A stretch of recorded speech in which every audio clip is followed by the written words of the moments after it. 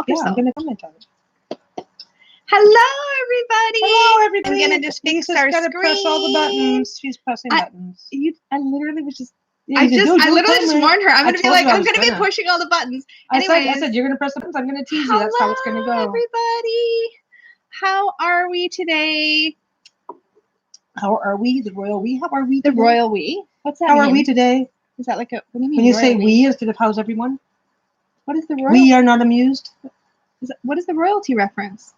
We are. It's the royal. It's the reference to how royalty references things. Does royalty say we? Yeah. Is this another British like, thing? I don't know if it's just British, but they feel, oh, we would like this, we would like that, because they're talking as the leader of the nation, as the crown. Oh, you learn something new every day. You didn't know that? I totally didn't know that. Wow, you're dumb. Well, I'm from the States. We don't have a queen. Oh, you're from the States. That just pretty much explains everything.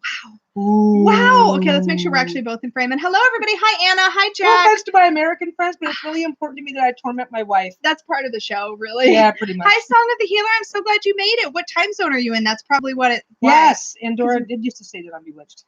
And Dora used to say that on Bewitched about the royal we. Don't tap. No, she used to use the we. Anybody who's basically we, if you talk like that, is it like a grand, like it's uppity? a grand, yeah, it's a grandiose uppity thing. It's like an entitled thing. It's like a nose in the ear. Oh, stuck up. I was looking for the words. Okay. Yeah, but hi, Kim. I'll spell it in small words for you later. Wow! Holy crap! Because you can't hit. Thought I loved you, but then the smack talking started. Oh please, this is nothing. Hello. Pandora used to say, "We are not married. We are not amused." Samantha. Oh my God! Here you go. Oh, I was gonna change the. Oh my God! No, I have a bit of a personal block about reading glasses. It's 11 a.m. in Australia. Woohoo! Woo! Hey, that's a decent time in Australia. Yeah. Hi, Patricia. Hi, long hair, skinny-eyed toe. Say what? Long-haired, skinny-eyed toe. The heck? Oh! It was a mouthful. That's all. Hi. Did I say hi, Patricia, already? Hi, everybody. Hi, everybody. I know. Hello, everyone. It's hard to do because as you see the new people pop in, you're like, you want to greet everybody. I know it gets hard. Especially when the chat gets moving fast. I want to say hi for everybody, but then I will get talking too loud, too fast, and I won't keep up anyway. Too loud, too fast is how we roll on this channel, though. Yeah, but you've heard me like, it's like what? Did I embarrass you again? No, it's just that sometimes when I need to make myself laugh, I need to make yourself laugh. I need to make myself laugh. I watch back our videos and I speed them up real fast, and we literally sound like that. Hi, Barb. Hi, Claire. Hello, Barb. Hi, Song of the Healer, Carla, Kim, long hair, Claire, Patricia, hi, Song of the Healer, Barb, Mr. Ward. Okay. We got it. Does everybody have a coffee or a tea or something if you're hanging out with us? So we're probably here for an hour, depending on how long it takes for the probably an for hour the little barkers minimum. in the house to decide that they must be fed right this very minute because they're dying. That's true. Hello, Lady D. Hi, Lady D. So it's always kind of an open bit of time. The bitch is here. Barb the bitch is here. Barb a bitch last chat? She had ice cream. Oh, that's what it was. I was like, wait, what happened? She started talking about Dairy Queen and got everybody hungry for ice cream. Now I remember. And then everybody else jumped in on it and they're going, "Hi, I have ice cream too. I have it." Washington. What? That's awesome. What? Yeah, I don't know where that came from. I'm too old for that shit, but I still did it. I think we should have fed you first. Hi, Tar Apple. Okay, so are we taking names now? I think we can open the list. Yeah, we got 23 people. Oh, look, there we go. Me first. Claire said, after your reading the other day, I did a reading with a friend of mine on the topic of starting up my own business, and we had the same answer. Nice and slow build up to that stable footing. That's great. Perfect, Claire. Anna. Are we the chosen ones? Oh, boy. Hello, I'm in England, 2 a.m. Oh, wow. I wanted ice cream and never got any? Oh, ruthless. That's fucking karma. That is absolute fucking karma. You better write, man. So instructions are down below. Put up the asterisk Jack. so we can add you to the list. We're not gonna go. We're gonna get. As usual, we'll get to who we can in whatever time frame that we're here. Yeah, unfortunately, Claire. Oh, Mimi. Barb. Oh, you know what I'm gonna read in her cards. Her cards are gonna say you're never allowed to have ice cream again. You always threaten to read mean things in readings, do. But you never actually do it. Don't tell them that. It's not. You're killing my fun. I'm so sorry. Marie. Did you get Claire in there? Yes, I did. Okay. Marie Carroll. Okay. Not karma, just lazy. 1, 2, 3, 4, 5, 6, 7, 8. Exactly. Okay, so do we want to just let's call it for now. So let's call it for now this. because that way anybody else who And then shows in will have a fair shot once we're ready to take names so again. We talked about doing So this we'll last stop time. now. We'll stop now. We've got 8. No more names now. We've got 8. And then we'll open it up for a few more near the end because there's. So we'll go through these 8 and then we'll. I don't want it to be a rush to be a. Yeah. So depending on time, we'll open up some more. And Mimi, you're first. So if you can think about your question and maybe start typing that out, we'll just babble some bullshit. I got to start shuffling. But yeah, just so you guys know, as you come in, we're probably gonna have time for more than 8. We've got 8 on the list now. But that way, everybody by the time we get near the end, we'll yeah. open up the list again. Because we're just so fucking special. We think we're really career. We think we're really, really smart, right? We're like, hey, if we just hold the list for a bit, then we did some readings like way back, yeah, just for fun. But this is the first time that we've decided to actually like make an effort over it. So this is like our only second real video. True that. So we're gonna screw this up 6 ways from Sunday. It'll be fine. It's true. So what I've got with me today is we have my head's down here, and then we have the whole rest of the. Well, I'm just if I fix it, everybody's looking at our laps. I'm just shitting. We've got blankets and tea. Career direction for me. She gave me cookies. Oh, I was talking about decks. So I have today the Stretch Tarot. Again? I have the Stretch Tarot again because this is my deck of the week. And I also have with me the Texture Tarot, which is one of my favorites. Texture Tarot? Yeah. Hi, Dazzle. Our reading list is currently closed, and we may open up it again in a little bit. Yeah, list is full right now. And the instructions are down below when we do open the list. Okay, so let's focus on Mimi here. So we're looking at career direction. Career direction. Hey, Barb, how would you feel about modding? Do you want to mod? Fuck that Peggy bitch. Everybody's like, whoa, maybe we shouldn't give Barb a hammer. Trust Barb? It's up to you. No pressure. Wait. Yeah, she lives on the island somewhere. Yeah, we're close enough to go knocking if she really screws us over. That would take some serious trolling. I think so. We just make you a mod, and then you should be able to hit show and stuff if comments get hidden. We'll try it out and we'll see what happens. We'll see. We'll try her out. If it doesn't work, it doesn't work. I just noticed that you're in our time zone, and we're doing this in the evening. Looks like mostly. And now you're trapped. You're all ours now. And no ice cream in front of you. All right. I believe she was coming by with her sewing machine and moving in and. To start sewing. That's right. Not ever being allowed to leave. Yeah. More. So you should have the power now, Barb. And if it doesn't work this time, don't sweat it. Oh, look at that. I can always power up the laptop. Yeah, I think you're good. Yeah. It's mostly just showing comments. We're not worth it. Showing comments, maybe telling people when the list opens up. Okay. You're still. So Mimi would like. I'm still shuffling because I'm a shuffler. You're a shuffleaholic. And also because there's been distractions. I'm gonna focus for a second. Okay, focus. Okay. All right, one last shuffle and then I'll let you cut. Okay. Career direction for me. That was rifling, not shuffling. Cut the damn deck. Oh, that was it. I was like, what happened? That was it. All right.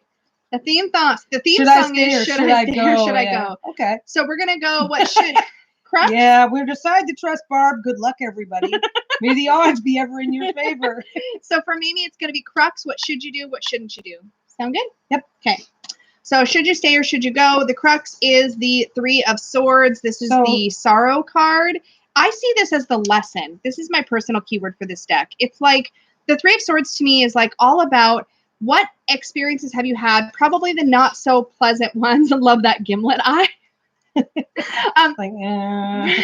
Probably the not so pleasant experiences you've had that you have filed away and that have brought you to where you are now, where you can actually learn from your experiences, right? So to me, that being the crux of the situation.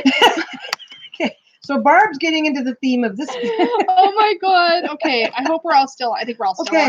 I'm just gonna scooch us a little bit because everybody's looking at our cereal. I mean, I've always seen the 3 of Swords as none of the choices that you have right now are choices that you're happy to be making. Yeah. So exactly. it's like, yeah, you've got some choices. You've got some choices to make, and none of them are easy choices. Exactly.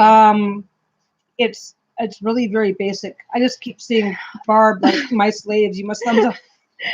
So, okay. But this does tell me. But no, thumbs it up, guys. Yeah. Really. We Peggy's my usual show. We need the attention, please. You do not need any more I don't attention. need any more attention. Okay, no, so no, Mimi, no. to me, this I'm a being little stuffy today, though. So. You'll be sniffling. Might be some That's sniffling. okay. So this being the crux, Mimi, tells me that where you're at right now is going to, and how you make this decision is going to be reliant on what you've learned from your past experiences when it comes to work.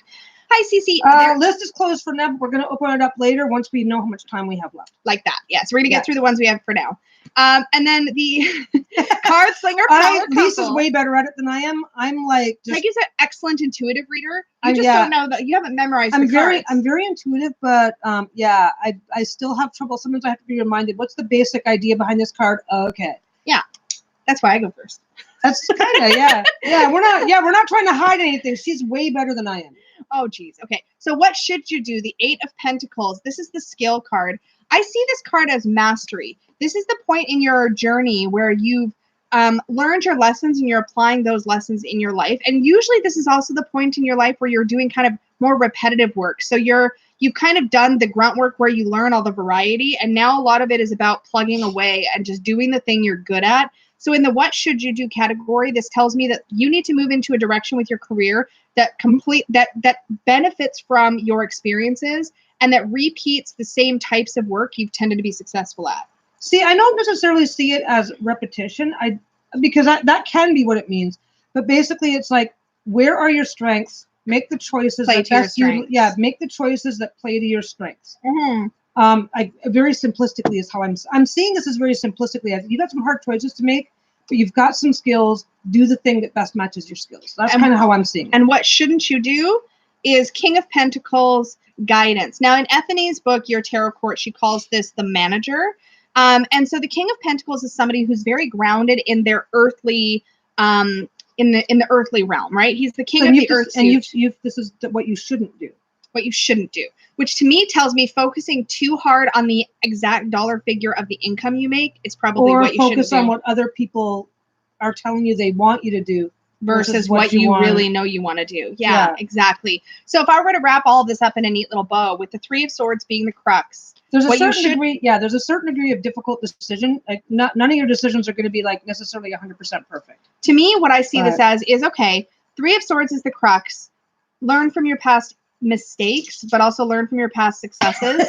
The skill card is wrapping it up. To me, lean into your strengths and also look at the work that you have done successfully in the past or types of skills you've used successfully in the past. And guidance being the King of Pentacles, to me, is a reminder to not overly focus on the material. And like Peggy said, don't listen just to what other people tell you should do.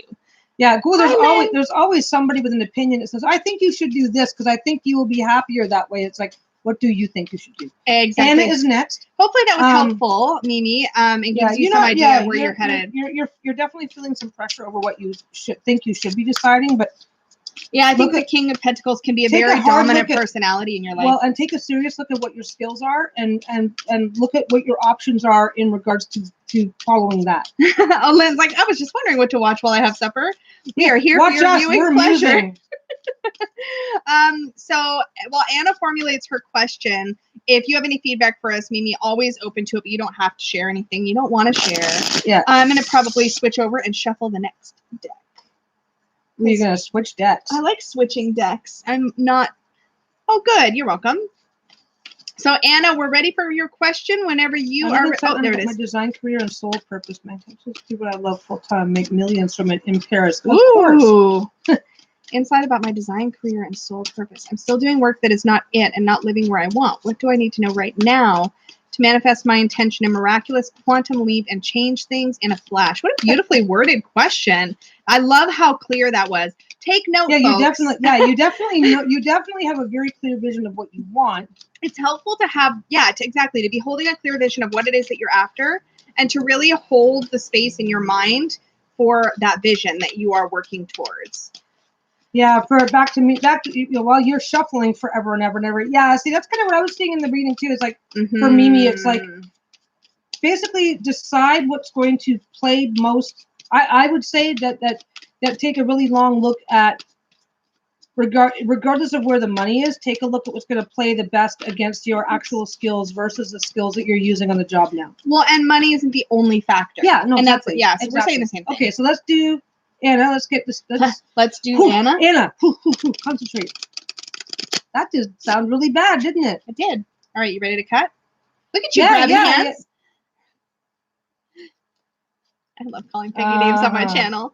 All right, so 3 cards for Anna. We're going to do where you are now, where are you going, how are you going to get there, which makes perfect sense for what you've asked. So for where you are now, we have the 8 of Swords. So you're feeling stuck, you're feeling bound. And 8 of Swords being the suit of thought and ideas, sometimes where this card really comes up for people, where it shows up, is when they've got so many things they're trying to accomplish, they've got so many ideas that they're surrounded by all of those ideas, and the ideas themselves are trapping them. So this is like a kind of idea overwhelm, or sometimes even a creativity overwhelm.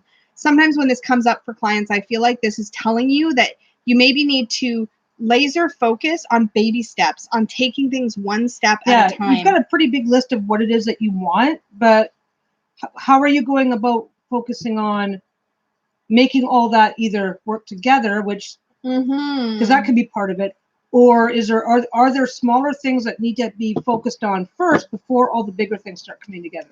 Yeah, and I see that like that house of cards. You pull out the bottom one and everything comes crashing down. Yeah, you want to build so that as you're building, the foundation is more and more stable with each new idea, each new step builds on the last. Yeah, my time is limited, and I don't know whether to survive or go for my dreams. Right. So where you're headed right now. So go for your dreams, but look at the things that you can accomplish now. So or at least try to sort out what your dream is and what aspects of your dream need to be worked on first, versus trying to do it all together at the same time.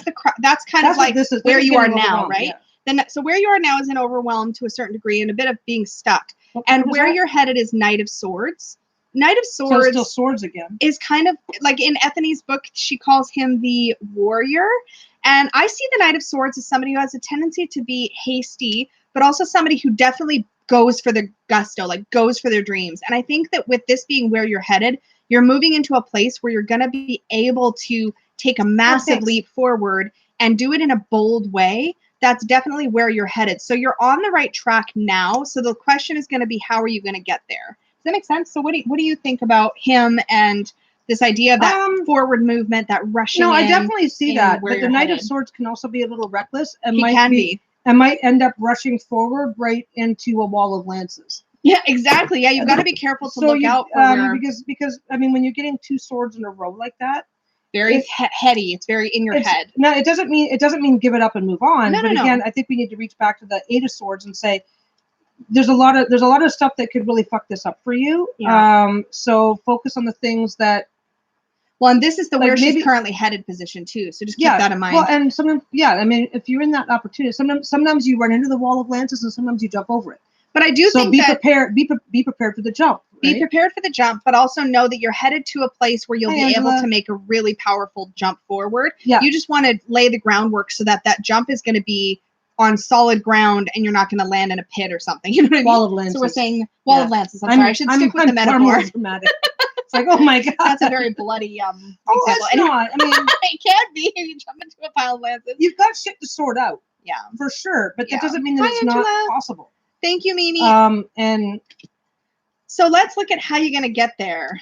So the 10 of Swords is the culmination card of the Suit of Swords. And this is the endings card. This is also or can be the drama card. So this card, and it's also all swords, which is a really important thing that we'll be talking about in a second. But the 10 of Swords, if you're done looking, I'm going to hold it up. Okay, I get it. I looked at it for a split second. I'm sorry. Were you still looking? So fine. You can see it in the thing. I know. I'm just giving you a hard time. So the 10 of Swords, to me, when you're talking about how you're going to get to that place where you can make the leap, it means you're going to have to let some things go. You're going to have to let go of some of what's weighing you down so that you can move forward in a freer way. The 10 of Swords represents a type of death, right? It's the culmination of a current idea. And what I'm getting intuitively from this is that the track that you're on, something about that is binding you up. Something about that has got you in this 8 of Swords space. And there's going to be something you need to let go of. So maybe you need to notice how fixed you are on a particular goal. Well, the 10 of Swords is trapped with no way out. Well, no, the Ten of Swords is dead. No, it's not even trapped. It's like it's too late. Like that's dead. Okay. Yeah. Oh, yeah, okay. Well, so it's the culmination. It's the end. There is no going back from that place. So something needs to end in order. This is how she's going to get there, right? Yeah, but it could also be a feeling like you could feel like, just a simple feeling. It is far too late for me to make those kind of changes in my life. Where it's too late, I can't achieve that. True. If you're in that drama place where you think it's all over, then that's going to be a stopping place too. But I think in how you're going to get there, it's a call to action. It's like elephants. Elephants, when they're young, they put a chain around their ankle. Right? Because don't forget how, and then for that elephant's entire life, because when it was young, if it tugged on the chain, nothing would happen. So it stopped trying, and then for the rest of its life, it lets itself be led around by this little chain, thinking that there's nothing it can do about it. Mm-hmm. So that's like that's the elephant. That's the Ten of Swords for an elephant. It's like, well, I can't do anything. I couldn't do anything about it then, so I certainly can't do anything about it now. See, that to me is more Eight of Swords, which is where she's starting here. That trap feeling. Ten of Swords to me is like this is don't let that develop into the Ten of Swords where you literally let yourself become trapped. Yeah. Let yourself let it. Hi, Nexus. Hi, Trisha. Anna says maybe doing work just to survive needs to end. Exactly. I feel like something needs to end. That's a very strong feeling I've got. Peggy can argue with me all she wants. No, I'm not going to argue. That's a very strong feeling. We both have intuitive feelings, right? Go back to the Eight of Swords and just intelligently decide where you need to start making changes so that you don't end up with an entirely swords experience, which is, wow, you're going to get screwed over, right? Like, that's not... Exactly. And I will say, quick note about the fact that this is all swords. To me, I always look at what is missing from a reading. You have no earth, you have no water, and you have no fire, which tells me you're very much in your head about this. So I think that what it's really saying to you is you need to ground your ideas and your plans in what your actual day-to-day reality is. That's how you bring in the earth. You need to look at how you're feeling, and you need to look at what's going to actually light that fire under you to make this possible. Well, the fire's already there, so I think it's... No, it's air. It's all air. Swords is air. No, you said light that fire. Yeah. I said the fire is already... Like the desire... The desire is there, but when I say light that fire, I guess what I mean is tap into the inner potential, that inner drive that's going to help you get through the short steps, the baby steps. Whatever's going on in the future hasn't been written yet, but right now, right this minute, you've got some work to do, a lot of work to do, a lot of challenges to overcome, and then you'll be ready. And that's what I'm seeing. Yeah, I think, Anna, what it's telling you is that you need to look at what is around you and really boil it down to put one foot in front of the other. It's one step after another. And maybe it can be as simple as getting smaller things in place first. This is what I kind of got from the Eight of Swords was get some of the smaller, easier steps in place, ready to go, so that making the bigger changes becomes a little bit easier. Yeah, is it going back to the work I used to do that needs to end? I mean, that could be what you're being called to do. I would say sit with it for a day or two. Yeah, sit with it and really think about what are you doing now? What are your options? What steps have you taken? There could be some simple, like if I decide that I want to move to the States, well, I guess the first step is to make sure my passport's up to date. Exactly, like it's one step. There could be some small things, and this is what I've got from the Eight of Swords. There's small things that you can start putting into place now. But if you jump right to the big things with no thought, you're gonna have a lot of challenges that are not gonna make it any easier for you. I meant to grab it. You know what? Actually, hold that thought, Anna. I'm just gonna grab a quick. I meant to grab an oracle deck so we could pull a quick clarifier. Okay. I thought we weren't doing that. Oracles for clarifiers? Yeah. Occasionally, yeah. Okay. And who's next so we can get the question coming? As Emerald. You're next if you want to get your question ready. You want to post if you want to. Oh, there we go. So don't read that out loud yet. Just okay. So real quick clarifier. Journey, an occasion for a voyage. Take on the expedition. That's your clarifier, Anna. Yeah, I don't see that this is impossible. But I do think it's a lot more work than you really are expecting. Mm-hmm. And so you're going to have to start really, really planning that now so that it's going to be more successful as it comes up. Exactly. Okay, so as the emerald falls. Hopefully that was helpful, Anna. Yeah, sorry, Emerald. I just wrote down as Emerald. I had to write in a hurry. How can I make this pregnancy journey a good experience for baby and I? Oh, good experience for baby and I. I love the way you worded that.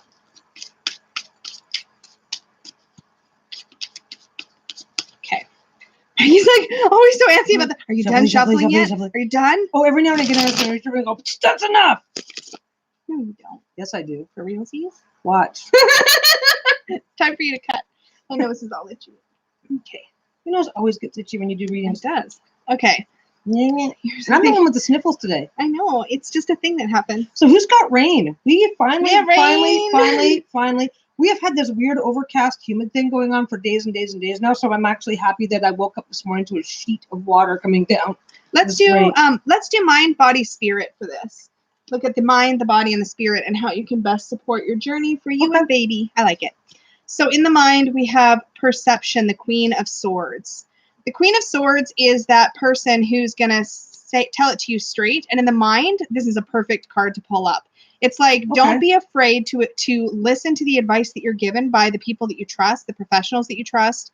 Definitely follow, how do I want to say this? I don't want to say go by the book, but that's kind of the first thing that popped into my head. Like, don't be afraid to lean into the knowledge around you and within you. The Queen of Swords is very like, I'm going to do this. Like, don't be afraid to state what you want. Yes, definitely advocate for yourself. Advocate for yourself. Advocate for, like, I mean, if you decide that it's best for you and the baby, if you sit on your ass and eat potato chips today, then sit on your ass and eat potato chips. Unless the body card disagrees. Well, that's, okay. But I know what you mean. I know what you mean. It was valid. I'm just giving an over the top. Peggy's projecting because she got addicted to cookies during her pregnancy.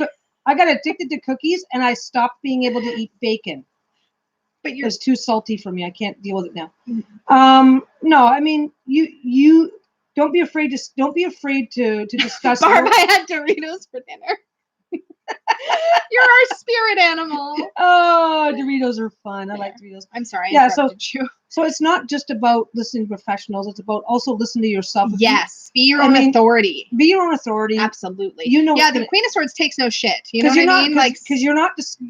I mean, you're not asking about the physical, tangible, day-to-day reality of a pregnancy. You're talking about being happy and fulfilled, and don't be afraid to discuss or explore the things that make you feel like that right now. Yeah, like advocate for yourself, for sure. Advocate for yourself. In the body position, we have Judgment. This is such a beautiful card for pregnancy. I almost can't stop grinning. I didn't even look. I didn't peek until I pulled it for you guys. Judgment is literally the transformation card. And in the body position, I can see that you've got the literally a caterpillar to a butterfly. I think for this is going to be embrace and enjoy the changes, the physical. No, hold on. Embrace and enjoy the physical changes in your body. Like literally let yourself sink into the miraculousness of the way everything That's right. changes. You're a grown up, Barb. You can have Doritos for dinner. Hi, I'm sorry. Barb had Doritos for dinner, and I'm a little jealous.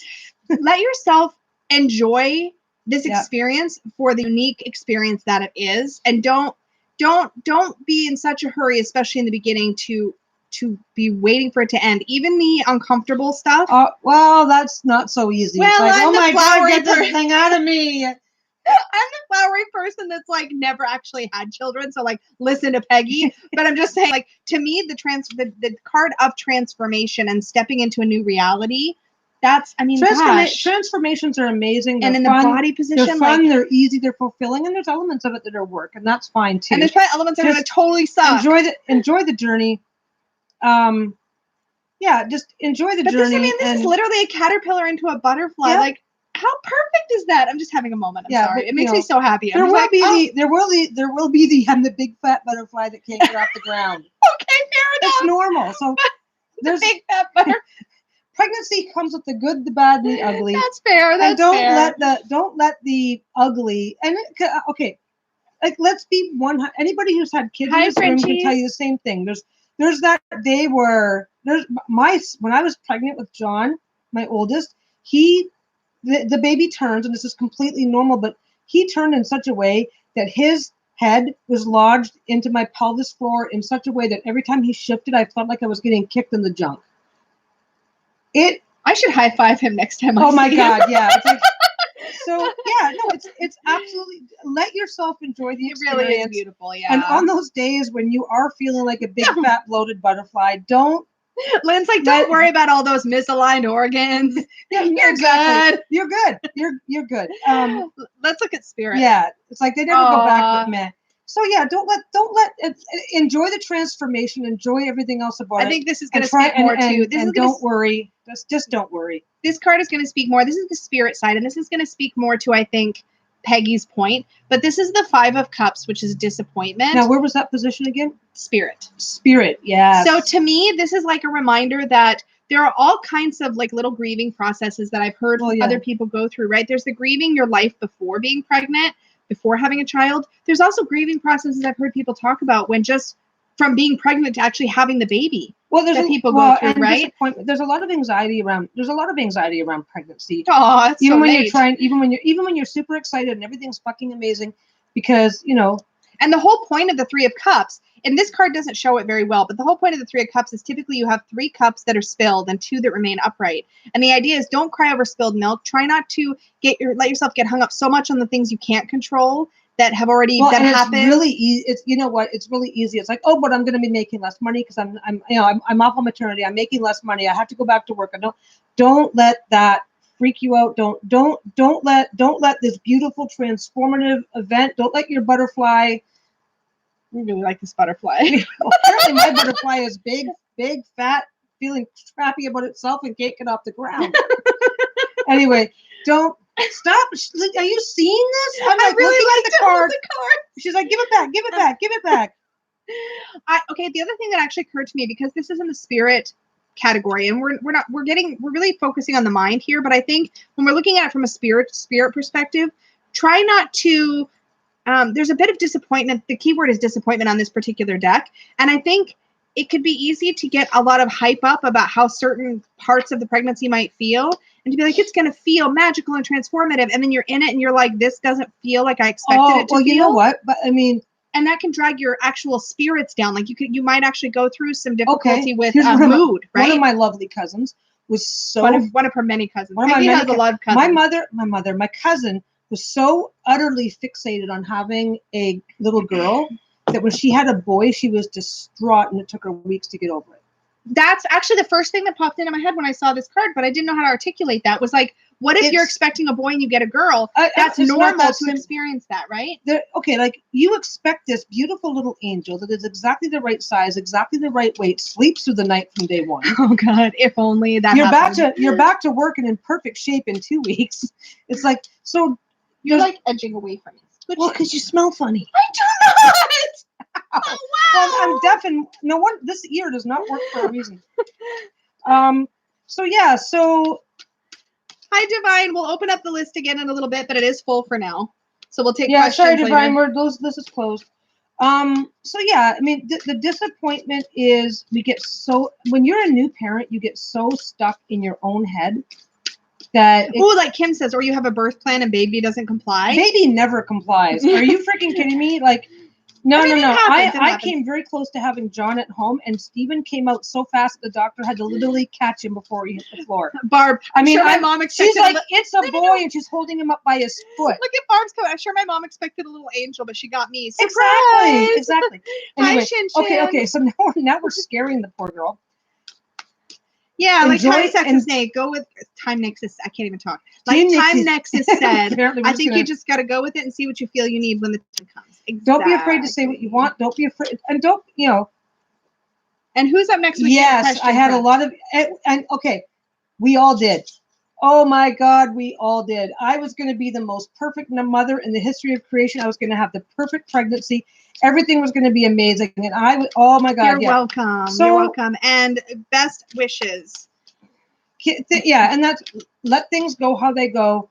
And then those disappointments just fail to happen. Exactly. It's that simple. So don't get hung up on the things that might disappoint you. Focus on the things that are making you happy. Exactly. And don't be afraid to, if you're like, Jack's going to be up next, by the way, guys. So if Jack wants to prepare the question. Jack Mahan, if there's something you want or need that's going to help you feel comfortable, better, whatever, don't be afraid to advocate for yourself. The worst thing that's going to happen is that somebody might say, oh, gee, I can't help you with that. And they're already not helping you with that now. Exactly. Oh my God, pregnancy war stories. I actually had it really super simple. People freaking hate me. Drinks. Lots of drinks. I woke up in labor and had John 3 hours later, and Stephen was a total process of 5 hours. It was great. And I never had heavy labor with either one of them. It just kind of, boop, there he was. All right, Jack. Please don't hate me too much. Let's do. Okay, I'm sorry, Jack. We are good with the general. Okay, so let's do. What's a good 3-card general? Do you want to do where you are now, where you're headed, how you're going to get there? Do you like that one for general? Okay, let's do that one for general. All right, so Jack Mahan, Tenny, where you are now, Where are you headed and how are you going to get there? I'm just kind of jotting down like what kind of a reading we're doing, because the ones that we feel the best about, we might just do a better job of like actually thinking up front instead of going, what are we going to do? What? Oh, what do you mean? I don't even know what you just said. We'll talk later. You're special. You want to cut for Jack? Yeah. All right. No, we were just saying last time, we should have jotted down some of the things that we did. Oh, yeah. I'm crappy at note keeping, so we'll see how this goes. All right, so Jack, here's where you're at now. Temperance. Yeah. Temperance is the card of balancing and also moderation. So when we think of temperance, literally to temper is to moderate, is to pull it back from extremes. When we're in a place of temperance, we're in a place where we're sort of juggling things and we're managing and we're doing a good job of not putting too much energy in one place, putting too little in another, etc. So you got not too much opposites. Excitement, not too little excitement. It can be a calm place to be. Sometimes, and for some people, that can feel too calm. I was just going to say, yup. Yeah, you got a pretty calm. It can also feel like Peggy was putting out. It can also feel kind of boring and uneventful. Oh my God, we all have this little inner drama queen that's going, but I want something exciting to happen. But also, I feel like the temperance card is You're in a good also place. often a universal pat on the back that you must be doing something right. So as much as it can feel like flat and like uneventful, it also is like, hey, good job. As the very first card, though, I'm getting a sense of it's a little bit boring these days. A little bit boring. Things are cool. Things are cool. Everything's fine, but it's kind of the same. Yeah. Let's see where you're headed. Oh, look, you're gonna jump off a cliff. Okay, you're headed to the 5 of Swords. Watch land. Don't manifest that. Wow. Well, little Mr. Fox is about to dive off a cliff just for shits and giggles. So here's the funny thing about this card. So the 5 of Swords. You're looking for an adventure. The 5 of Swords is actually the card usually of feeling like stabbed in the back, of losing something. But really? interestingly, I don't see that. Wait. Interestingly, this particular card to me shows a fox who thought he was going to win, who's going to end up losing, or somebody who could have got up to no good and is being. It's okay. We're going to get there. So this is somebody who's kind of like, I need an adventure. I'm going to self-sabotage. So okay, I would say if you're feeling sometimes what happens with people, and this happens in relationships a lot, I feel very attacked just by saying that. But what we do in relationships sometimes is we're cruising along, shut up, and everything's going real good. And it's almost too good. And then we unintentionally self-sabotage because we're not comfortable with the cruising. Something about that isn't the same as what we're used to. I don't know that self-sabotage is the right word in this case. I don't think I quite agree with that. I will say the 5 we love to argue during this reading, so this is good. The 5 of Swords is kind of like oh shit, what did I just do? So you're kind of in a place right now where things are pretty stable, but things are also kind of boring. And you're kind of starting to move. This is like where you're headed. So we could probably use. You're looking for a little bit of excitement, but you might end up. You're looking for excitement, but you might also be at risk of biting off more than you can chew. So we want to actually. Oh, hi June. We want to actually look at how you're going to get here a little bit differently because we're not. We probably want to avoid this outcome, right? We probably want to stay away from this 5 of Swords place. So let's look at what the card says is how you're going to end up there, and maybe look at kind of the reverse. Does that make sense? Like whatever this says? Okay. I'll explain. I will just take my own. 8 of Swords. Okay, so if you want to avoid getting to this place, more swords. Oh my God. You need to get the hell out of your head and stop looking for problems where none exist. That's what popped into my head just then. So if you want to avoid that 5 of Swords moment, got to get out of your head a bit. And because 8 of Swords, again, it's kind of like that feeling of, it's like you feel trapped, you feel stuck, you get overwhelmed. Okay. See, I'm seeing boredom. I'm seeing like you're kind of bored. Not the really boredom is feeling constricting. Yes, but if you try too hard to get out too quick, like that's where you're gonna end up. Yeah, the anxiety has been so real this week. Yeah. Hello, Monica. I always want to say a Monica, but I guess that's. But again, like the other one that we did, it's like the other one we. Oh, there. Nope, we haven't reopened the list yet. So I'm saying, Taylor, we're good. We'll do it when we have like 2 people left on the current list. Did I interrupt your train of thought? No. I was what Lynn said. It's almost as if the temperance card is the facade that's being shown. The 5 is where things are internally. Yeah, I didn't get facade. I definitely got that you're in a cool place now. Yeah, no, I kind of got that you're in a cool place, but there's stuff that may or may not be going around you that if you get it. I don't know. I literally see. I think this is the getting yourself into trouble card. I really, really do. I literally see an element of boredom here, or an element of looking for something. Things are pretty samey, and I want to try something new and exciting. And just be careful that you're not. Be aware that some of the exciting, fun things that you could be choosing could be causing could get you into trouble. Getting you into trouble. So don't get into trouble. Unfortunately, your choices probably have to scale back a little bit closer onto to the center line on the boredom scale as well. Yeah. At least for now, like, okay, don't just join a professional skydiving group if you've never even taken a lesson. Start with taking the lessons. Hi, Caroline. Who's here? Hi, Caroline. Okay. Okay. I don't know that we can say much else. I mean, it's up. Yeah, I think basically your general is like, okay, you're cruising. I mean, cruising is good. Just don't. Yeah, you've had get yourself into trouble because you get bored. Yeah, you've got the anxiety. You've had the week, but a lot of what may be going on for you right now is a lot of temptations to overreact in certain ways, and just take the time to think about it. Yeah, definitely pull yourself back.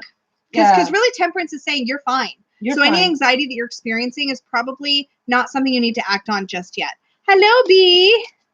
So we've got Claire is next. Claire is next, and then we'll do Barb, and then we may open up for a couple more names. We're gonna do Barb. You said it first.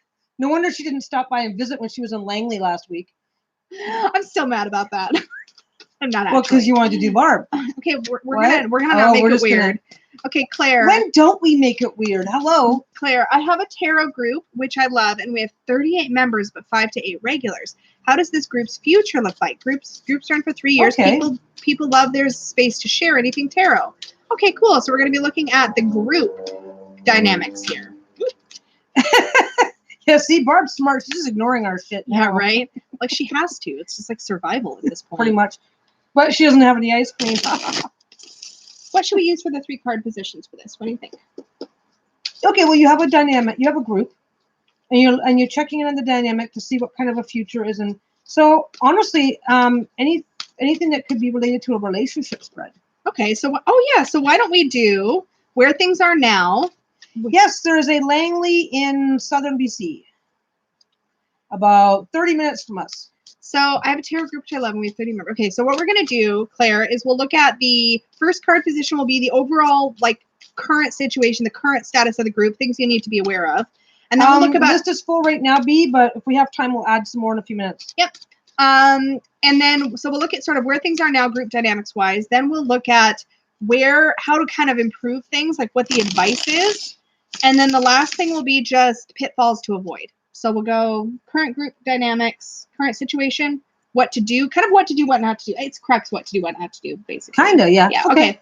All right. So one last shuffle, and then I'll have Peggy cut. All right. You gonna let me touch the cards now? Yeah.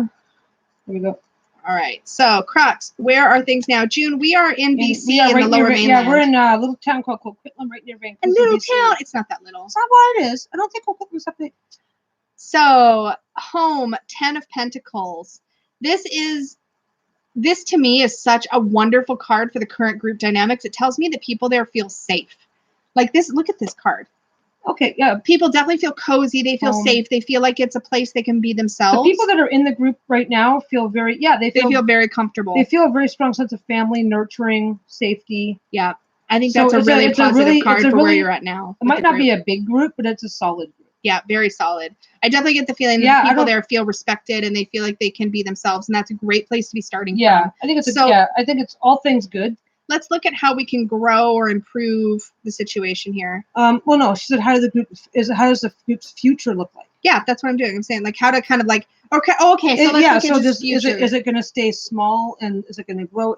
So not how can we do this? What will it do? Gotcha. Okay, so we're just gonna look at what will it do, and then the third card will be what? Then. Well, we'll figure it out. Oh, what to avoid. That's what we're gonna do. Okay, so where you're headed and then what to avoid. Okay.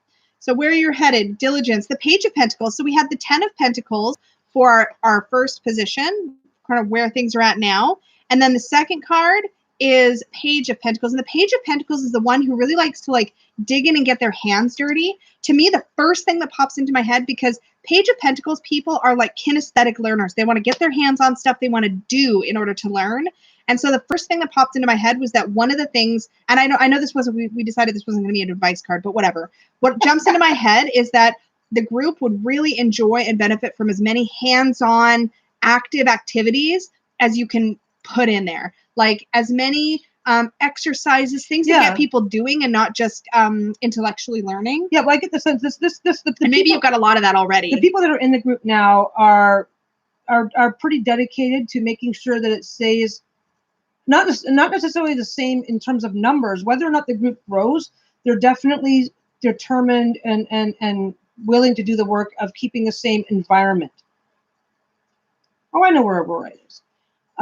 So yeah, they're like to keep the group safe and nurturing and comfortable. Yeah. That's definitely a priority of the group members in general. So it's a good place. It's a good place to be. The group's definitely on a trajectory to be in it for the long haul. I mean, like the Ten of Pentacles is not like a fly-by-night card. That's like a really well-established card. Yeah. And the Page of Pentacles is also somebody who's grounded and who's not going to be likely to just like run off whatever things. So I think the group in general is in a really stable place. You've got a lot of stable people who are definitely interested in a long-term environment. And Claire said, I'm organizing mini talks and hands-on experiences. They've got some loyalty to the group. So this is more like what not to do and like what to maybe avoid.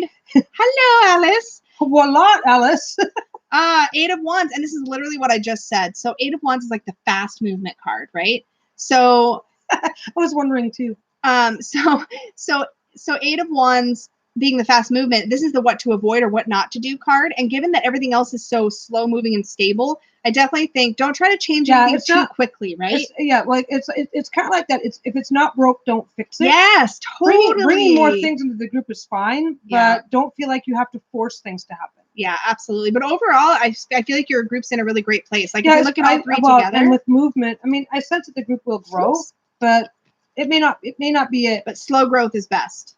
Slow growth is best. Did I totally take over? I'm sorry. Well, it's a group. I mean, if all of a sudden there's 100 people in a group, there's nothing wrong with that. Yeah. But don't just get so addicted to the idea that there has to be movement that you're indiscriminate on where you're going. I totally agree. And I think the 10 of Pentacles really grounds this reading. I mean, the keyword on this deck is home. Like that's a wonderful keyword for a group environment. Yeah, you've got a good thing going, and anything that you do, as long as it's coming from a place of this sounds like it's a fun, interesting thing for us to do, and not we must make things happen, it will be a good thing. Definitely. Barb, it's going to be you up, Barb, lady. You're next. Hi, Alice. What we did this time is we closed the list a little early so we could have room to add a few more, so it wouldn't be everybody just at the beginning. So we're going to be opening it back up in a few minutes. For a few more names. We've got Barb, Lady D, and then Marie Carroll. So we could probably add a couple more names right now if you want. Let's give it a couple minutes still. Okay, well, you just farted on camera. Did you see that? She leaned over a stomachache and farted at me. At her. At me. This is like my real life, yo. Oh my god, it hurts. You didn't even think about it, man. No, I didn't. I'm late for a very important date. Did you just waft at me? You'll find out in a minute. Oh my god. Anyway, when you're oh god, that does stink. Okay, Barb. She did. Oh my god. I'm a horrible human being. Barb, it's your question. Really Barb, you're red now. Are you embarrassed? No, I know you're not. All right, Barb. I'm like, oh my god, I can't do anything about this. So yeah. Both parents have cancer. Have to check the cold. Cats are still. Have to check the cold. Cats are still breathing. Work is stressful. Will things get better? Wow, Bob, have to check the cold. Cats are still breathing. That part, you lost me a little. I'm good on the rest. But I like the will things are get better. That's a good place to steer things. I'm going to pull out the textured. If you could just clarify on the I think if you're dealing with medical, you could have the best job in the world right now, and if you're dealing with medical issues on the home front, it's going to feel stressful. Reading. Sorry, I don't want to minimize what you're doing. No. It's going to be stressful regardless. Yeah, but Peggy makes a good point that when stuff's going on, I'm sorry, I haven't even looked at the cards yet, so I don't want to do that. But that's still fair. Like when things are going like awry everywhere, then work is never going to feel like a cakewalk. She's still sleeping. Old cats, not cold cats. Old cats. Yeah, that's tough. That's a tough place to be. That's a lot all at once, and that's a lot kind of on your shoulders too. Right? No matter how things turn. No matter how things turn out, when you've got that kind of fears all at once over that many. Yeah, that can be really, really tough. Sorry, not sorry, B. Yeah, we are. All right. Let's see what cards have for Barb. Let's just take a look at where you are now, where you're headed.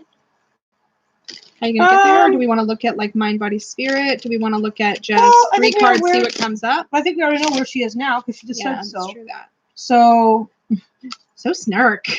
So much snark. So snark. What do you think?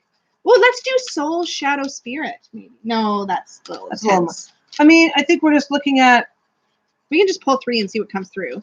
I'm fine with that too. Let's just see and let the cards tell us. Yeah, we don't have to have spreads for everything. All right. All right. Yes, please send some love Barb's way. That's a fucking lot on your plate, lady. Yeah. All right.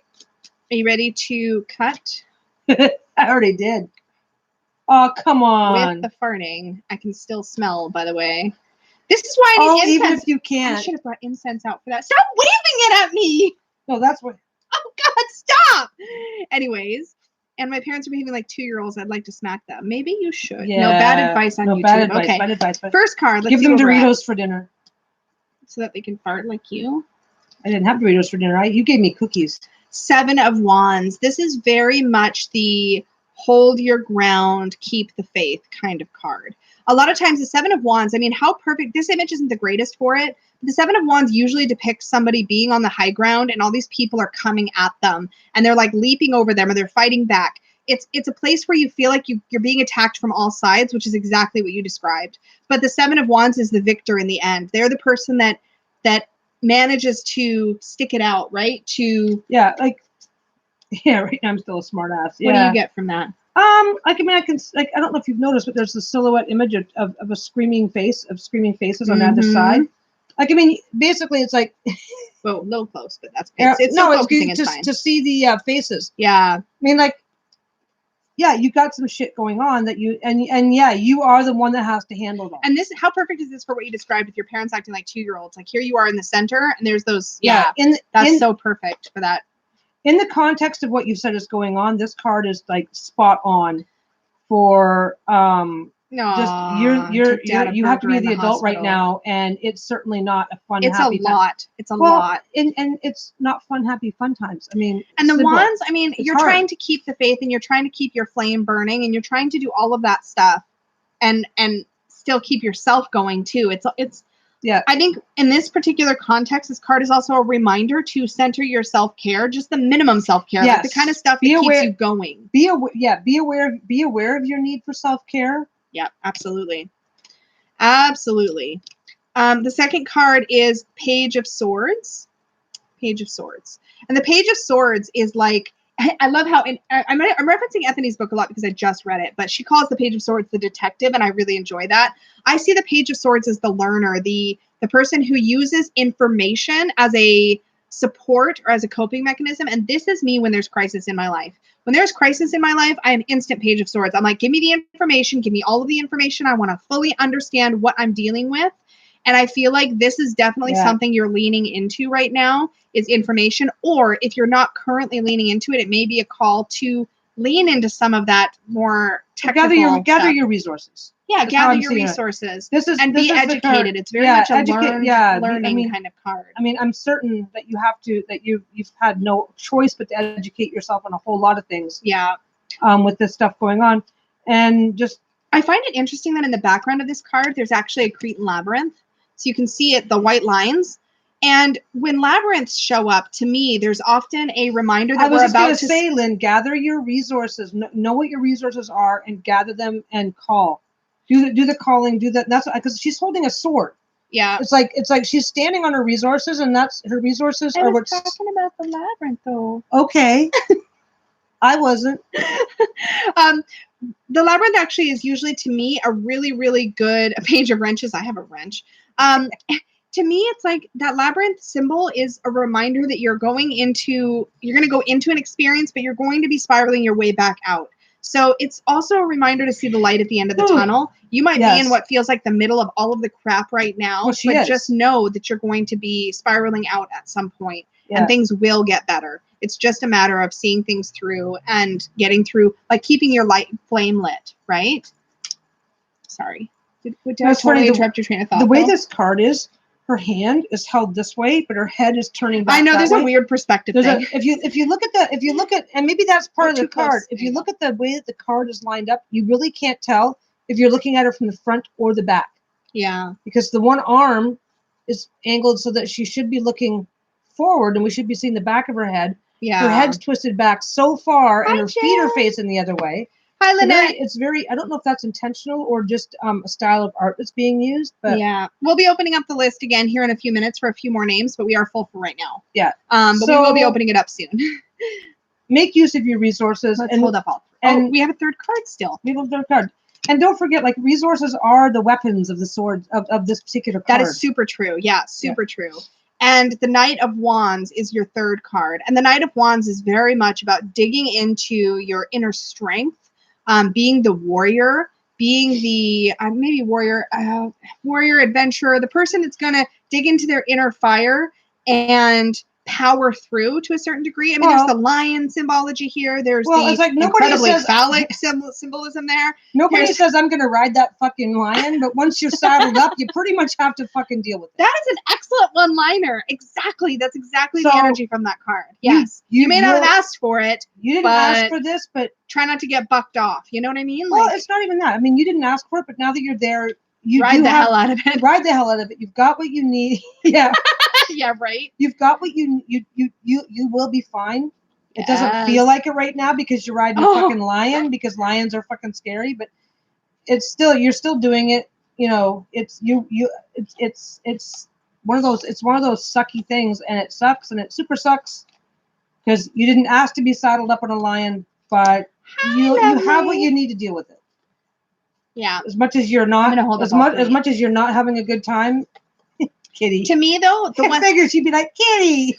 The one thing that I will say about all of these, Barb, is that they all make it very clear that you have a shit ton of personal strength and will to make it through all of this. You have everything it takes. And you do have resources that you can call on. Like, none of these cards scream out that you're gonna like completely shatter. And you may feel like you're gonna shatter, but you'll be okay. Yeah. You'll be okay. And I think that's the thing that I get from those three cards. And right now, the other thing I will point out. You are next. Yes. Do you want to get your question ready? The other thing I'll point out, Barb, is that I think that being that there's not a lot of cups and not a lot. Ride that fucking lion. You might not be having a good time, but you can do it. Yes.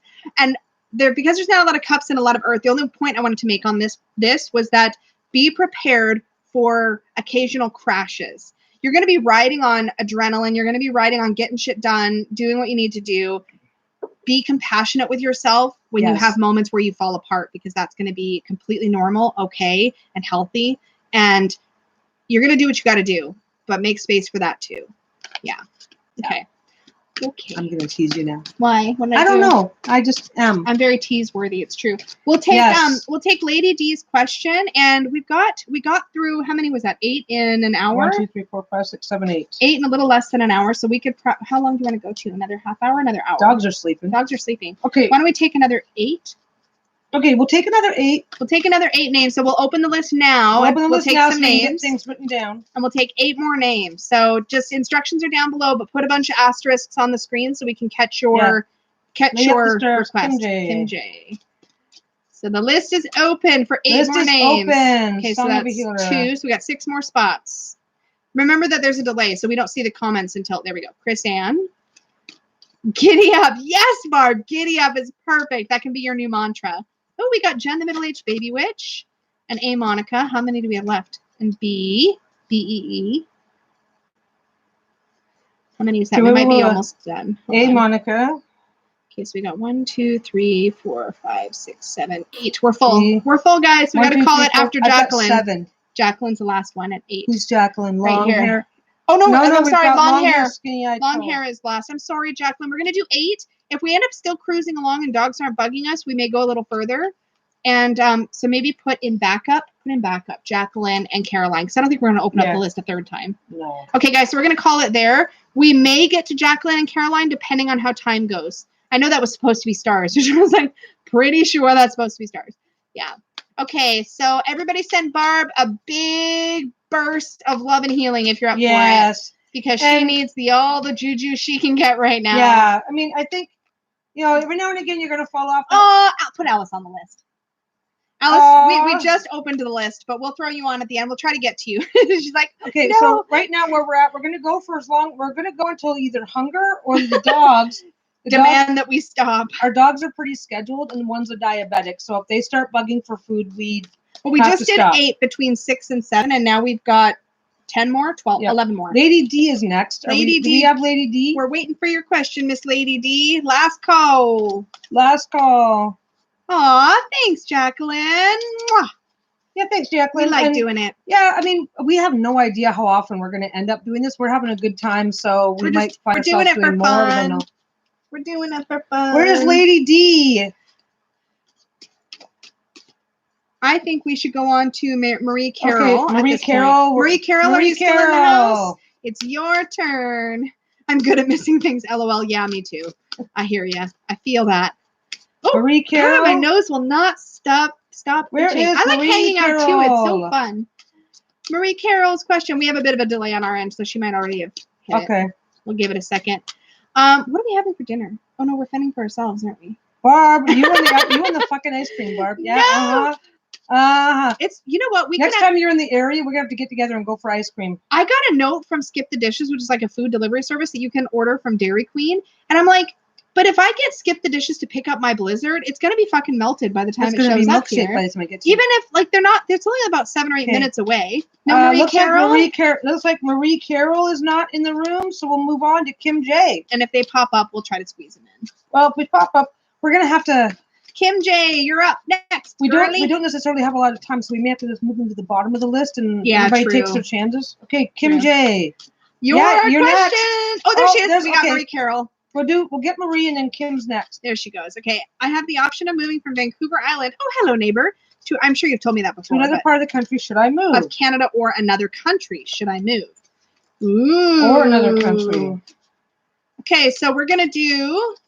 My first question is always, what's their healthcare like? We're going to do option 1, okay, which is moving from Vancouver Island. Okay, the benefit. Okay, so you've got. So we're going to do option 1 is moving, period. Okay. Generally. Option 2 is staying. Okay. I don't think she has an option to move or not move. Yeah. I know I keep getting I know I always get itchy nose when I'm reading. Yeah. So I'm thinking option 1, option 2. This is American. Like an either or. Should you stay or should you go, basically? Yeah. And then we'll just see what the third card is for clarifier. Okay? Ready? Yep. That's what we're doing. That's what we're doing. Okay. All right. So first is should you move, or information about whether or not move, what the energy is of moving. Okay. Second one. Oh, we love you too. Yeah, we got Marie. We got Marie, Barb. We're good. Okay, Marie, so this is the energy around moving, the Wheel of Fortune. Whee! You got spin the wheel, it's all a big fucking adventure.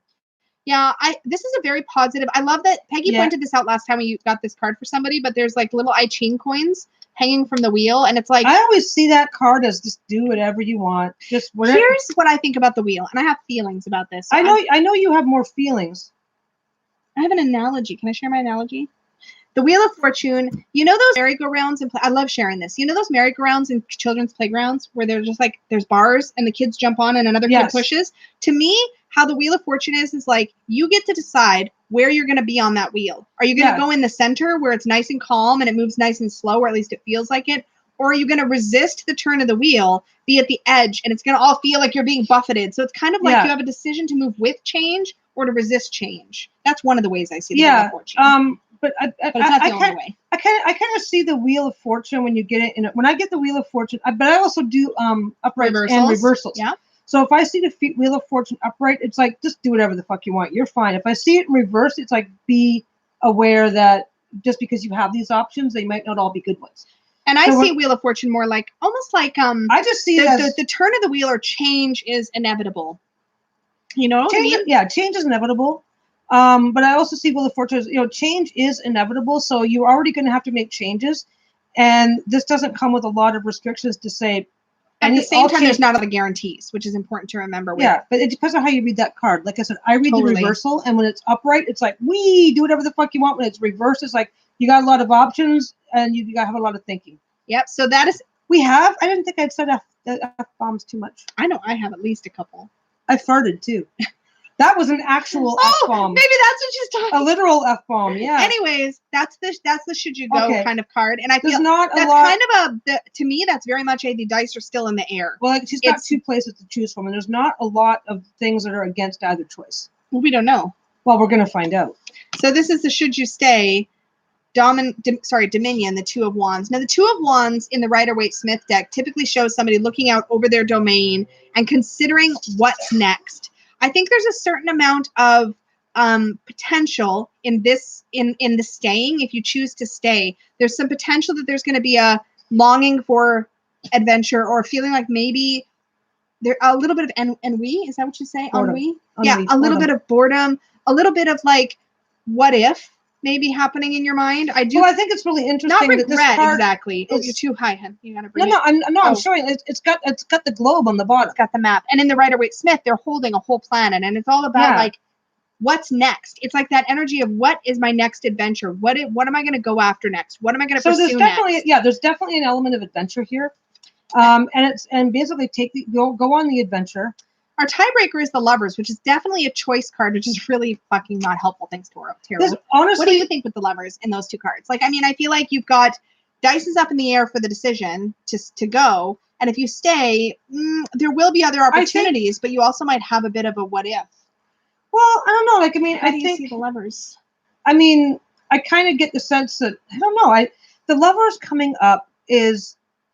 Like, if it were you and I as a married couple, if it was coming up for you and I as a married couple, we're going to be well, you've got so many advantages. Lynn's so bossy, but we'll do that. But I would see the first two cards as either choice is going to be a good choice. So what does your partner want? Yeah, if there's a partner involved, definitely you need to involve them in the decision. If there's a partner involved, then make yourself very much aware of what it is that they want, because anything that you choose isn't really going to be a problem. There are so many advantages to either decision that neither one of them is really wrong.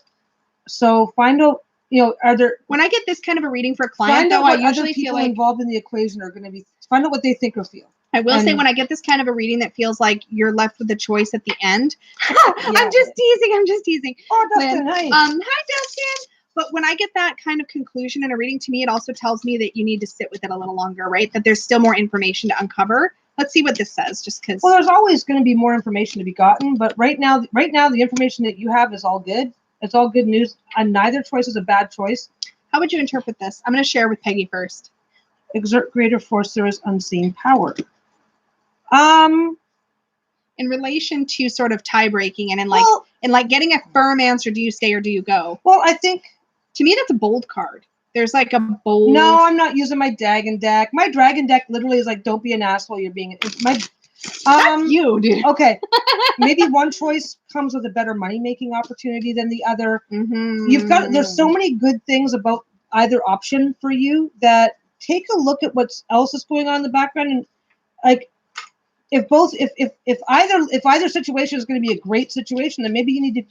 Maybe the one that pays the most money also puts you into, like, if somebody says, "Oh, I'll give you a $20 an hour job if you move to Vancouver," that's a fucking joke because rents here start at $2,000. Yeah, definitely. I feel like there's more percolating that needs to happen. Maybe there's something. Maybe there's a lot of unknowns with these cards. Really, when you think about it, though, Wheel of Fortune has unknowns.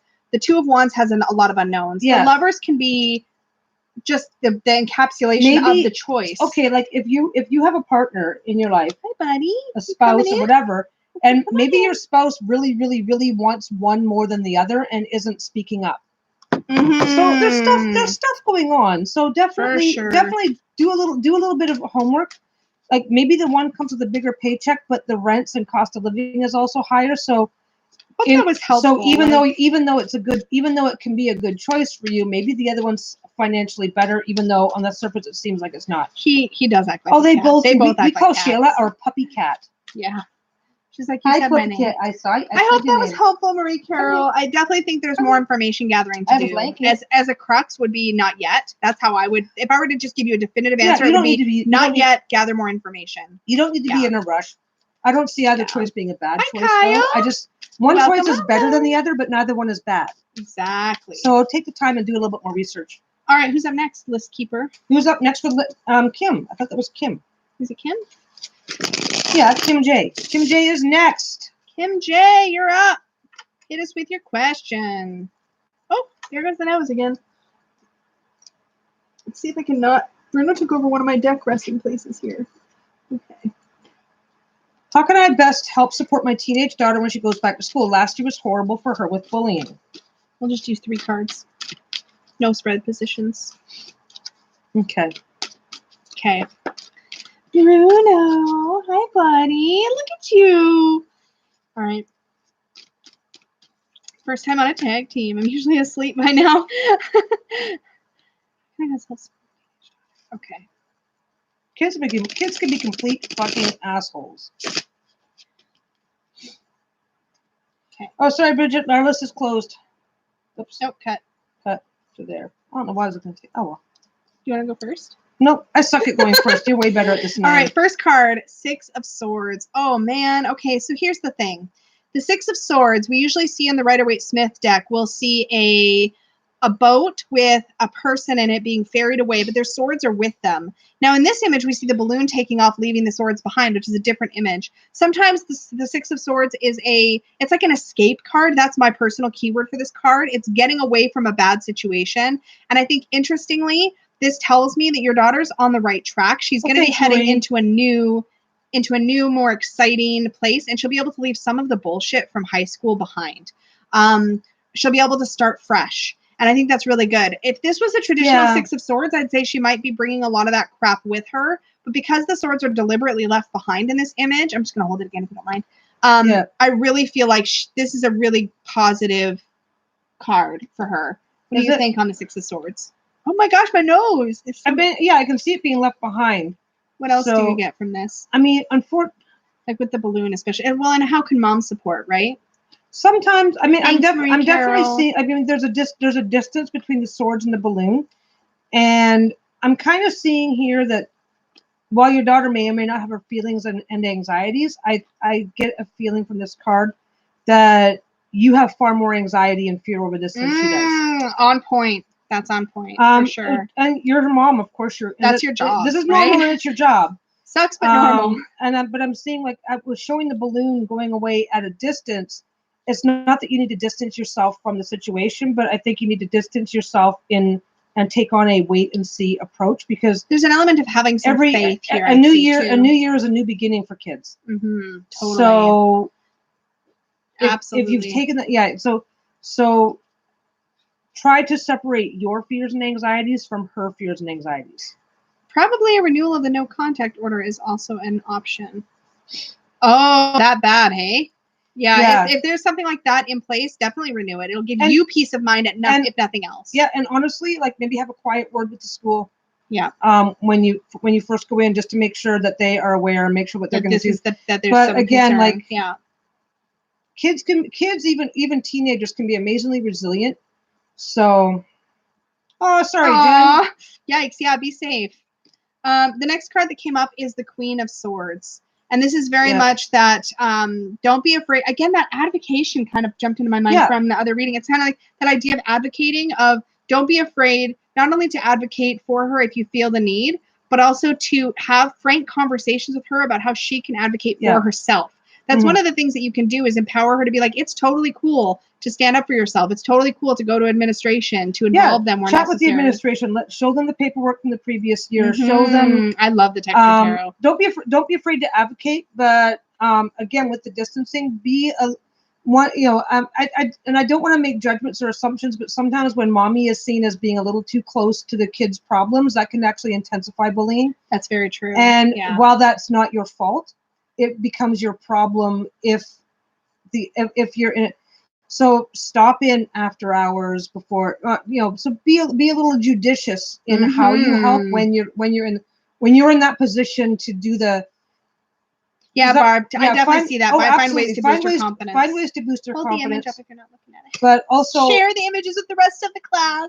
Also, I love this one. Also be aware of how your physical presence can be perceived. Try not to be too overbearing, because that can make things. That can actually make it harder for her to lean into her own inner strength and her own inner confidence. Yeah, like if you're too helpful, sometimes it can. Actually, like if you want to stop in and have a chat. Don't be a helicopter. Beautiful. Yeah, like if you want to stop in and have a chat with the principal or the vice principal, say, hey, this is what's been going on in the past, just so you know, do we have an action plan for this year? Do it during class when there's less kids around and nobody's going to go, so strike the balance. Oh my God, like, you know, Kim J was in today, blah, blah, blah, blah. You know what I mean? Like, yeah. So being a little conscientious about how your presence in the situation will be perceived might help as well. Oh, I love.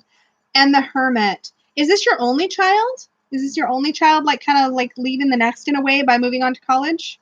Yeah. I get this feeling that part of the process for you is letting go of. Oh, is this college? I thought it was high school. I might be wrong. I might have gotten my details. I thought it was the next year in high school. It might be. It might be. It's okay. I'm in check because I want to know. Oh, here we go. Goes back to school. Okay, I'm sorry. Actually, we have no idea what age this is. Yeah, she's only 16. So it's high school. Yeah. Yeah. So yeah. So the hermit to me, it does. Okay. The hermit to me is you're withdrawing from. Is this her, or do you think this is her daughter? No, I kind of do think this is you, Kim. She'll be a junior. I kind of think this is you, Kim, and I know this is going to sound... Okay, I need to... go with it, man. Okay, if I sound like a fucking asshole, you've seen enough of my videos. Just tell me and I'll kick her in the shins. So it's fine. You're so busy focusing on this that you're not focusing on you. Woot. Sorry. Common parent thing, though, for reals. No. I mean, I just need to get to the point, then I can be nice.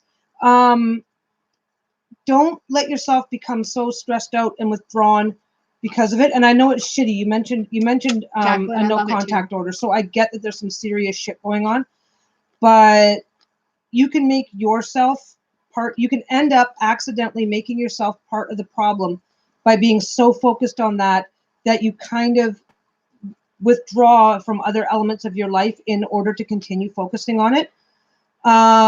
And it could just be as simple as call up a couple of friends and go out for a glass of wine one night just to... Yeah, self-care for you is really important because it lets you be a stronger advocate. Yeah. If you're not taking care of you... hold up all three? If you're not taking care of you, then taking care of her becomes more difficult, especially when in life that she wants to start learning how to take care of herself. There you go. Yeah. Our screen is actually way bigger than what you see. Oh, yeah. It's over there. Yeah. I keep lining up over here. I mean, as long as it's on screen, we're fine. Yeah. We're fine. And there's the swords in the corner. So, yeah. Ooh, Brent, did you get a box? The good news is that I'm not seeing any of those catastrophes. Like, whatever. It's definitely talking about like kind of how to take care of yourselves and each other and be supportive without helicopter. I mean, I think you ended up hitting on all the really important points. I mean, she might not. It is going to be Song of a Healer next, just so you know. Yeah, Song of a Healer. She might. I mean, if it got that bad that last year, she may have trouble making friends this year. But I don't see anything in the cards to indicate that this crap is going to start up like it did last year. Yes, Dustin makes great boxes. All right, so Song of a Healer, we're ready for your question. You are next. Oh, sorry, I hope that was helpful. I missed there we go. Hope that was helpful, and I've seen you in chats before, so I know I can say the asshole thing and get away with it. So there's that. All right. Try and do a little for yourself so that you don't become so withdrawn over this that you become useless to yourself and your daughter. Because it can happen. Try to manifest singing money-making opportunities. Will I have any success? Okay. Where are you now? Where are you headed? How are you going to get there? That's a good one. Yeah, I think so. Okay. All right, you ready to cut? Yep. Oh, I stuck with the same deck. I usually swap. Oh, well. Ooh. All right. All right, so the first card for you, Song of the Healer, is Three of Cups. Now, this is the celebration card, and the connecting with other people card. So I think leaning into people that you know in the industry is going to be helpful. But I also think as far as where you're at now, this card is saying you're at a place where it's all about the connections you happen to make. I don't know if that makes any sense. It's almost like who are you happening to bump into? It's almost like the opportunities you're getting currently, if any, are more related to people you know personally or more related to people that you're connected to in some way. And also, funny enough, the Three of Cups can be about like bars and drinking and partying. So it could be about, maybe your opportunities now have been in those social environments, weddings, things like that. What do you think? I think I'm kind of seeing this as like just relax and enjoy the ride. So relax and enjoy the ride. And this is kind of where she is now too. I'm assuming she. Please correct me if it's a boy. Yeah, we just indiscriminately. Also, I call all male people boys, and I know that's probably not good. I'm trying to work on it. We have 2 sons. We still refer to them as if they were toddlers. It's not. not It's meant a habit. to disrespect men in any way. Just random. Yeah, I'm looking at this. I'm thinking that as much as you may, whether or not you can manifest those opportunities down the road, I think right now this card to me is saying just focus on enjoying the journey and let the rest of it take care of itself. Yeah. For now, at least. Where you're headed, the King of Cups. This is really cool in this context because the first thing that popped into my mind when I saw this as the king of the same suit is almost like where you are now is you're kind of relying on other people and connections, but where you're headed is the person that will have those connections to offer. Almost like you have the potential to get to a place where it'll be you connecting other people, which is a really cool thing to point your compass towards, right? I feel, do you actually, Dustin? Because I'll try not to call you a boy in the future. You'll always be my special little boy. Oh, God. Chocolate bar. Wait, what? How did chocolate come into this? And now he feels like one of the cool kids again. Oh, there you go. All right. Barb's. Same here. My 11-year-old is my little boy. I mean, ours are like, what, 25 and 20. Stephen will be 26 this weekend, and John's 28. Yes, please, you know. Or 27. He'll be 28 okay, on his good. birthday. I take the bait every dang time. Oh, my God. No, I know Justin's a giant troll, just like the rest of my kids. All right, so Song of the Healer, that's where I think is kind of like the goal, where you should be setting your compass to is being the person who's going to be helping other people make those connections. Ooh, and how are you going to get there? The Four of Wands, in the traditional Rider-Waite-Smith, and you see it in the photo actually up here, that you see a party, but in the traditional Rider-Waite-Smith, you see what looks to be like a party or maybe even a wedding, and in a lot of Rider-Waite-Smith themed decks, you see weddings. And so the first thing that popped into my head is that don't be afraid to take those wedding gigs, to take those special day gigs, because you never know what new connections you can make through that kind of networking. And I really just got a strong, I don't know why wedding, but just really strong about weddings. What do you think on the Four of Wands is like the milestone or the celebration card? Well, I think I agree with you, but I think I'm feeling a little bit less specific about it. Like I'm feeling so specific. Just relax and enjoy it. Where you're headed. You're headed towards what it is that you want, which is fine. Yep. And you're just gonna get there by, just make connections. Relax, enjoy the ride. They're very happy cards, all three of them. I mean, they're definitely very much about being in your joy and keeping the joy for sure. Unless you're one of those lucky few that gets spotted by some producer at a family or a wedding. But it will grow. It will grow and you will get there if that's where you want to go.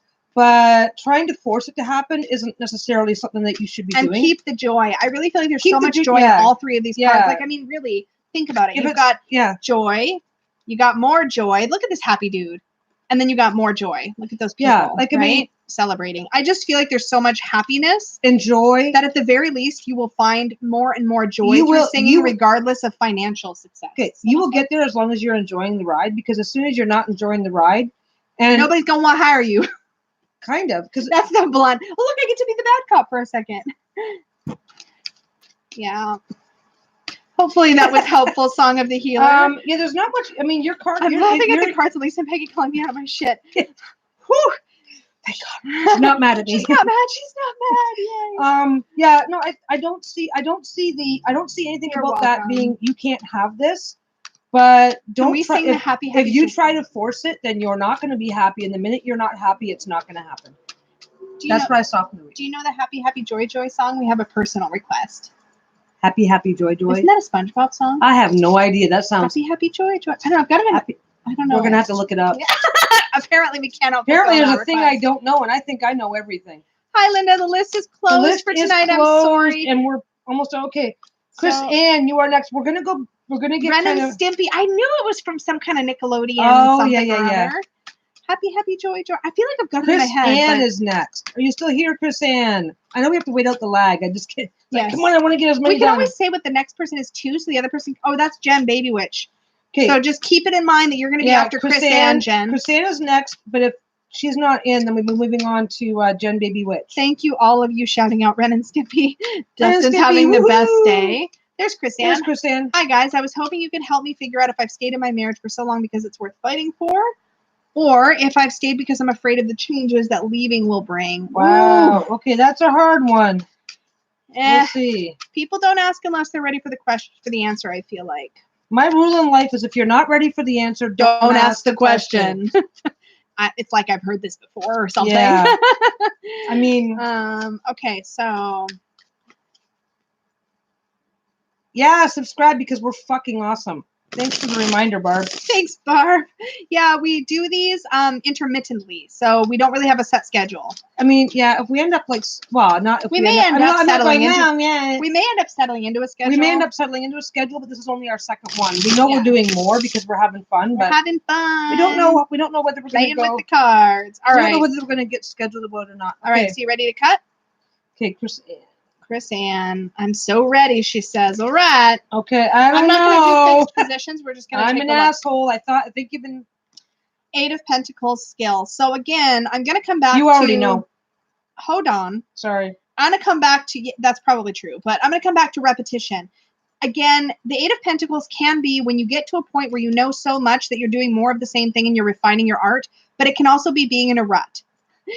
Time Nexus Lisa, it's almost like you've met Peggy before. I know, weird, right? Weird, yeah.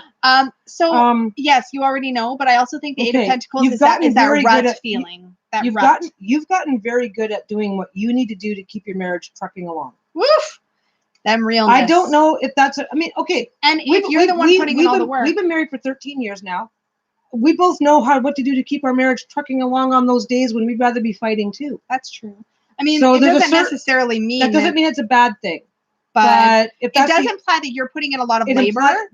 Seeing this as the very first card tells me that it's the only thing and that it's you and it's almost entirely on you. Yeah, I definitely get that feeling of you doing the bulk of the labor. That's definitely what's sticking out for me as well. But let's get to the next one. The next card is 10 of Swords. Ruin. I mean, I'm just going to be blunt. You're not happy. Yeah, I mean, 10 of Swords to me is typically something needs to end. So if I were... Well, and now if I were reading for a client, this is a client. You know what I mean? Best case scenario, this is okay.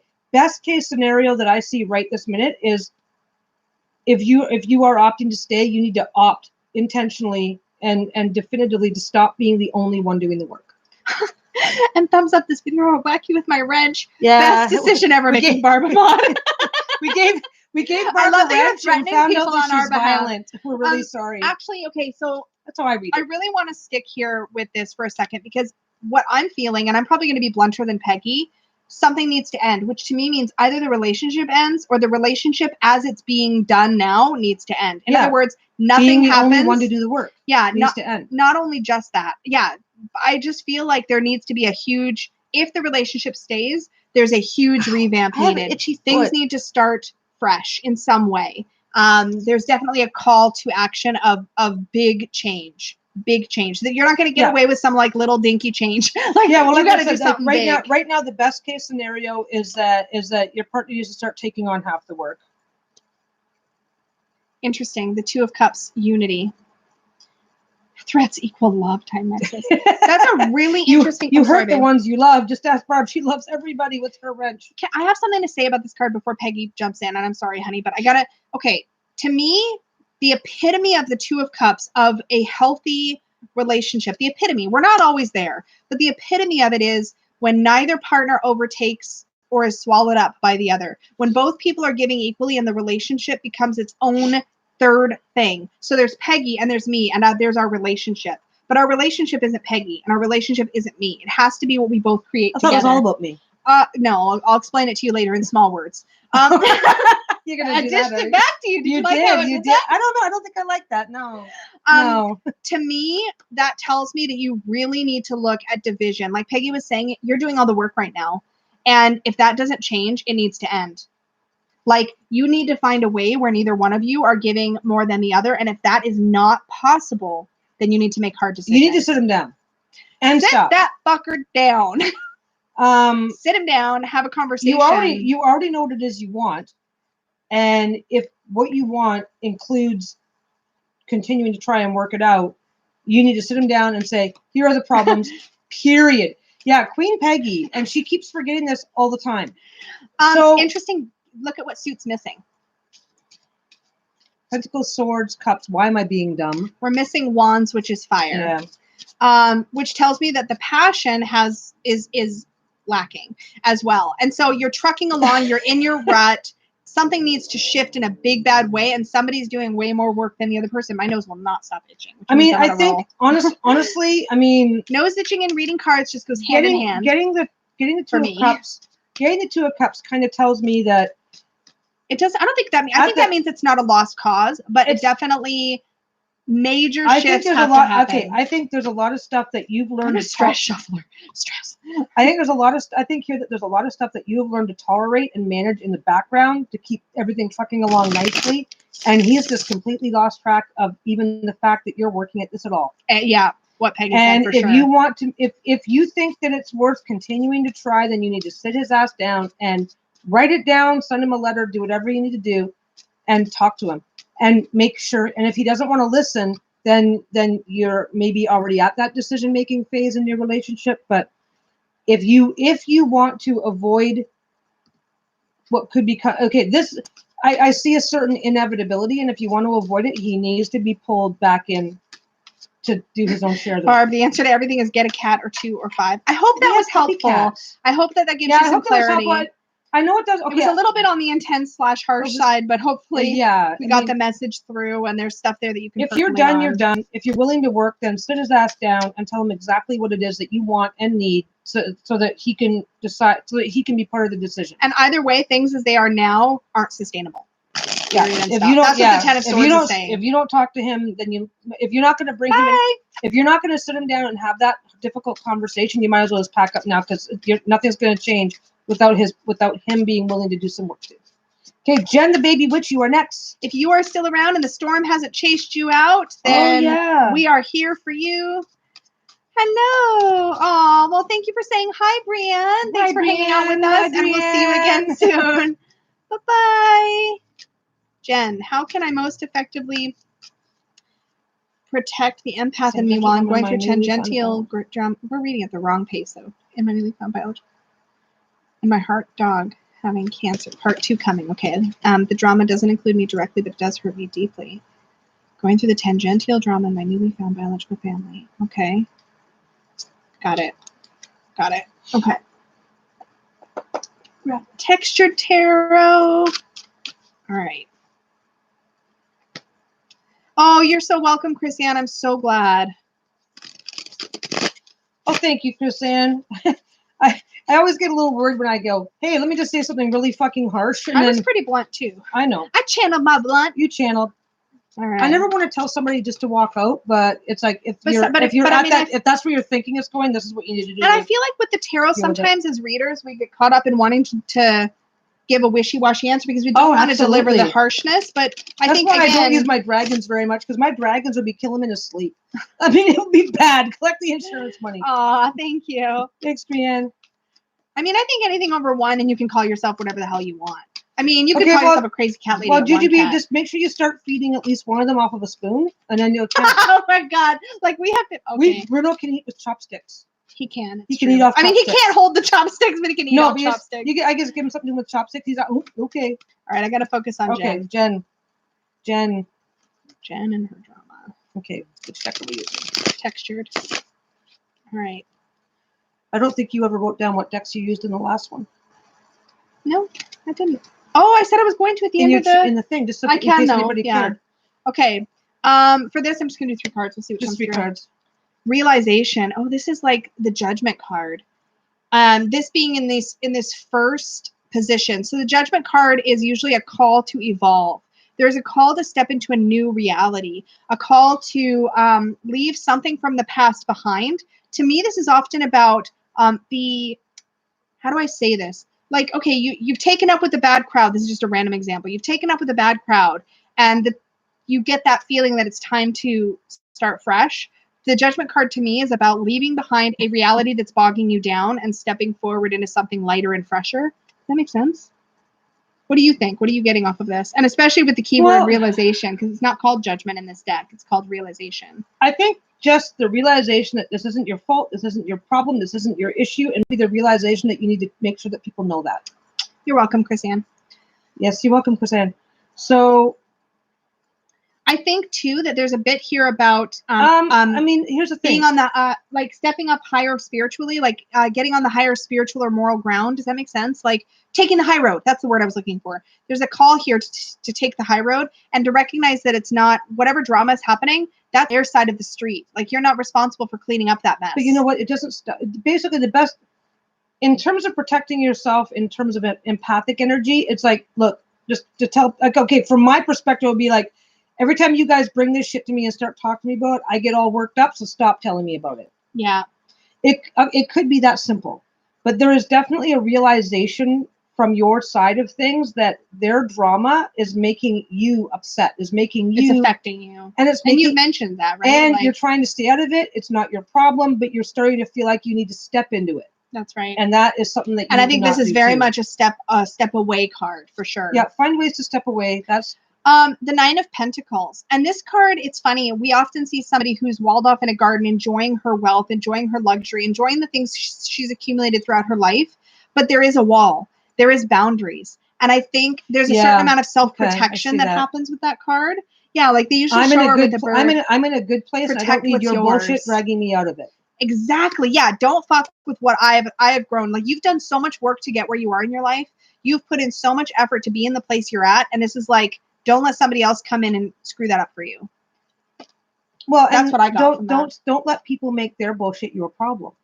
Yes. And honestly, you got all your pretty shinies, you got your good bird. But let's face it, the people that are closest to us are the ones that we feel the most incentive, the most that we feel this push to step in and be a part of it because we want to help. Absolutely. Yeah, absolutely. And so basically, both of these cards to me are telling me to put you first. Boundaries. Like these are very much about you take the high road and you keep up that wall. You need to lay down. You need to lay down some serious boundaries. Your third. I mean, that might mean if certain topics come up, saying, "Okay, I'm not really going to discuss this, so I think I need to hang up now." Click and get off the phone, or say, "Okay, it's time for me to go home." Boundaries for sure. Boundaries. Solid, rock hard boundaries. Yep. Yeah. Queen of Wands. Now, what's really striking me about this card in this particular moment is the yellow flower that's right at her sacral chakra. And the queen, I know that's getting a little weird, but just stick with me. The sacral chakra. Now, what position was this in? We didn't use positions, just 3 cards. So the sacral chakra to me is that inner fire. It's also where you have your emotions. It's where you find, I think, sometimes some of your personal powers. We often associate personal power up here with solar plexus, but I just got this feeling of like digging a little deeper and finding that inner strength and connecting to the work you've done, particularly in the emotional realm of your life. I don't know. Does that make? And it probably doesn't make any sense to you. No. It makes what you're saying makes sense to me, but I don't agree with you. No. You spit out what you got to spit out. What's hitting honestly, you? I mean, I'm more focusing on the look on her face. I'm more. She's like, I'm not putting up with bullshit. It's like the Queen of Wands is sass. Stop crying on my shoulder. Yeah. I'm sensing from this. But that's in synergy with what I was saying. No, I'm getting a sense that people come to you and cry on your shoulder for sympathy, and you need to say, "Look, I've already given you my opinions. Go away." Well, except not those exact words. Okay. this is about. It's like we've already, it's like if you tell somebody, "Don't jump off the bridge. Don't jump out.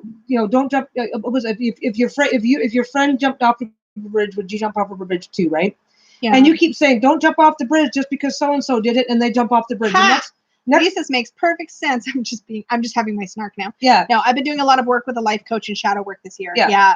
There's a lot of work. I feel like all of these cards though are saying you've been doing a lot of work and don't let somebody else tear all that down.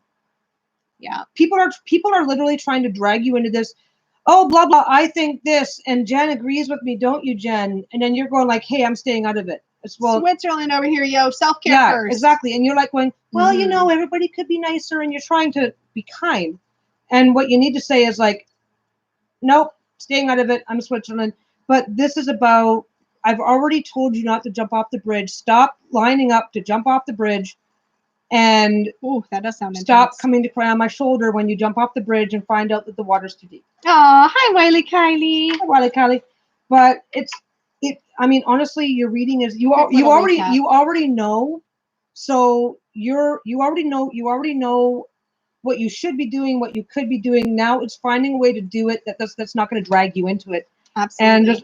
And sometimes I think that last card was just a matter of just call them on their shit. It's like, Queen of Wands is very this isn't in her about me. power. Stop dragging me into it. Yeah, Queen of Wands is very in her power. She's very like power. take no shit. Like, she's fire, right? Like, so you might feel like shit for 5 minutes after telling somebody to stop dragging you into their shit, but you've been feeling like shit for the last 2.5 years because of the shit that you just can't seem to avoid. Yeah. So you're kind of in that position where just start laying down your boundaries and don't, like I said, okay, gotta go, click, okay, gotta go, grab my keys and walk out now. Okay, hey, Monica, gotta go, you're done. next. Monica, hey, you Monica. are next. And you said your first name, and I'm not going to remember it because I'm terrible like that. I'm terrible like that to begin with. Yeah. Yeah, hopefully that was helpful. Definitely, I do think it's interesting about the sacral chakra and the Queen of Wands, though, because if you think about it, like, it's kind of like a melding of your emotional realm with your father-in-law fiery realm. Yeah. I'm feeling strong critical vibes from my father-in-law. My hubby says it's in my head. What's in the cards on this one? Oh, what the hell? Well, we're going to grab that card. Oh, no, we're not. That's just a bad shuffle. Never mind. That's like a clump. Yeah. I was like, sometimes if a card flips while I'm shuffling, I'll grab it, but it was like a whole clump. I hope it helps. I'm sorry welcome. I'm sorry there's not a lot of tangible advice on what you could be doing about it. There is, though. But Step in your power. Identify your power, protect your boundaries. Step 1, identify what your boundaries are. Step 2, tell them. Yeah, absolutely. And don't worry about their feelings. I know as an empath, that's almost impossible.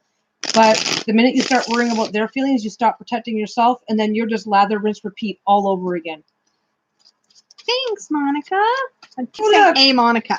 Oh, look at Barb just shitting on everybody. Poopy head. Kind of confirms a lot of what I've been thinking and working on with my life coach. Oh, good. Oh, good. All right. Okay, Monica, father-in-law. We're just going to do 3 no positions for this one. Okay, you ready? Okay. You grab at weird places. It's good. It's good. It's just I'm such a middle grabber. I'm like, I know. She goes top, she goes bottom. It's awesome. I was like, I don't want to be consistent because that just doesn't help. It ruins the randomy. I guess it's not so random anymore if you're predictable. But you shuffle first, so it's still random. You don't let me shuffle. That's true. I'm gonna allow you shuffle. All right. The 5 of Wands, strife. 5 of Wands is competitive energy. It's often one hand's not talking to the other hand. Your head is basically what's going on. Definitely not all in your head. And there's definitely energy there. 5 of Wands is like, usually you see all these guys around with sticks and they're all like jockeying for power or for a position or whatever. I feel like you know what that's weird, because I'm looking at the card. You know what just suddenly popped into my head is that whatever's going on is not necessarily overt, and it's probably something that that your hubby has gotten so used to he doesn't even notice anymore. Word. So can be so insidious, because if he's normalized it because of years and years living with this dude or being raised by this dude, you know what I mean? Okay, but don't forget though, if you come from a family background where everybody gets along, everybody's fine, and then sometimes it can be the jarring comparison. So it's there and it's not in your head. It might be a combination of some things are as bad as you think they are, and some things are just bad compared to what you're used to. But he may not be able to see it clearly because you were talking about shit, so I exploded. We're so sorry. Yeah, it was probably the Doritos, actually. But Monica, I think what's interesting about this is like what Peggy said really sticks out to me is the piece about if hubby is just used to his father-in-law acting a particular way, he's not going to see it through the same lens that you're going to see it. So just keep that in mind, so that, because it's not that he's like not necessarily not believing you. Well, and that adds strife onto your part, because when you're not believed or not taken seriously, it certainly doesn't help, no matter how minor or major this is. Now, the Emperor, as our next card, tells me that father-in-law, he likes being in charge. I was just gonna say that, yeah. So like when we're looking at the 5 of Wands, which to me can be about jockeying and competing. Very much now about the guy who's used to just having things his way. He's used to his word is law. What he says goes. He's the dad. He's the patriarch. He's the this. He's the that. He's not really. He's pretty much a my way or the highway kind of guy. And your hubby's so used to that he's not even noticing when he's doing it anymore. Yep. Doesn't now. And you might want to pet your Bruno. He would like your attention now. How's my puppy? Page of Swords is our 3rd card, and Page of Swords is the is again that personality that likes to know all the things and logic and understand all of the things. I think it's important to point out that you might be digging for information here. You might be looking for information. Oh no, Bree, you can leave your message up. You're next. Yeah, you're next, Bree, if you want to. Yeah, that's or repaste it. Yeah, repaste it in a minute. We'll find it in a sec. It's all good. Yeah. So yeah, I feel like the detective, as the Page of Swords, is the one who likes to uncover. Sorry, there you go. Is the one that likes to uncover all the information, right? You might be digging for reasons and information where maybe it's more subtle than that. Well, what do you got? I have. It's a little bit of a criticism. Well, maybe it's. I just spit it out. I hope it's not. Yeah, I always do the thing. Just remember, I'm an asshole. You're kind of looking for a fight. You're noticing things that you don't like, and you're geared up. You're. This is kind of you, and you're trying to explain something to your husband that he's not noticing. So you're kind of looking for proof. That's what I was meaning by the detective thing. Yeah. Now, it's not a good thing or a bad thing. It's a thing to be aware of. That when you're in that mindset, you may tend to go a little bit overboard in other areas yourself because you're like, oh, he's, you're triple. Are you triple Pisces? But if it's like triple, oh, your dad's, water, like if it's like, oh, your dad's combative. He's my way or the highway. He's being a problem. He's being this, and your husband's going, I don't see it. You're gonna go, but this happened, and so then you end up. There you go. You can end up making it. You can end up accidentally or otherwise trying to making yourself look bad. I think. This one's Page of Swords. And at the bottom of the deck, if it's helpful, is Temperance. And Temperance is the card of moderation. So I think it's going to be important to rein yourself in a little bit and approach things from in a more moderate way. Well, don't go all and balls to the walls. Definitely rein it in a little bit when you're addressing it with hubby. Yeah, just remember, you're not wrong. No, you're definitely right. You're not wrong, but I think your annoyance and upset are making you prone to going balls to the walls, trying to. Yeah, I think right now, right this minute. I don't know what's happened because I suspect that something happened to really bring this to your attention. So I think you're still a little bit in that overthinking it phase and not more. And of course, it's like, dude, this is my kid. Fuck you. Totally get it. Totally been there. But also just remember that hubby needs time to catch up. Totally. So if you're going to keep an eye. You are Willy Wonka. You never sugarcoated the truth. Yeah. Oh, yeah. Word. I told him he didn't have my back. Yeah. Yeah. Oh, honestly, you're entitled to feel that way. You are absolutely entitled to feel that way. But you know what? It's your kid, too. You're also entitled to tell father-in-law, nope. Yeah. Your son is not the only fucking parent here. Yeah. And I don't care if he's okay with it. I'm not. So this is what we're going to do. Yeah. But on the other side of the coin, and I don't know what's going on, but try to be more patient with hubby. He's used to this. Yeah.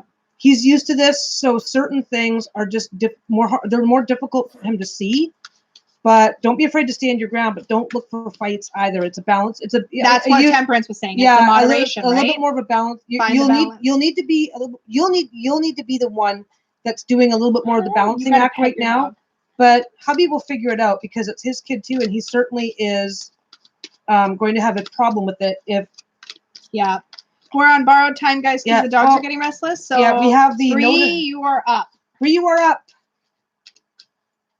Long hair, skinny. You're going to be next after Bree. Just the warning to make sure you're still here.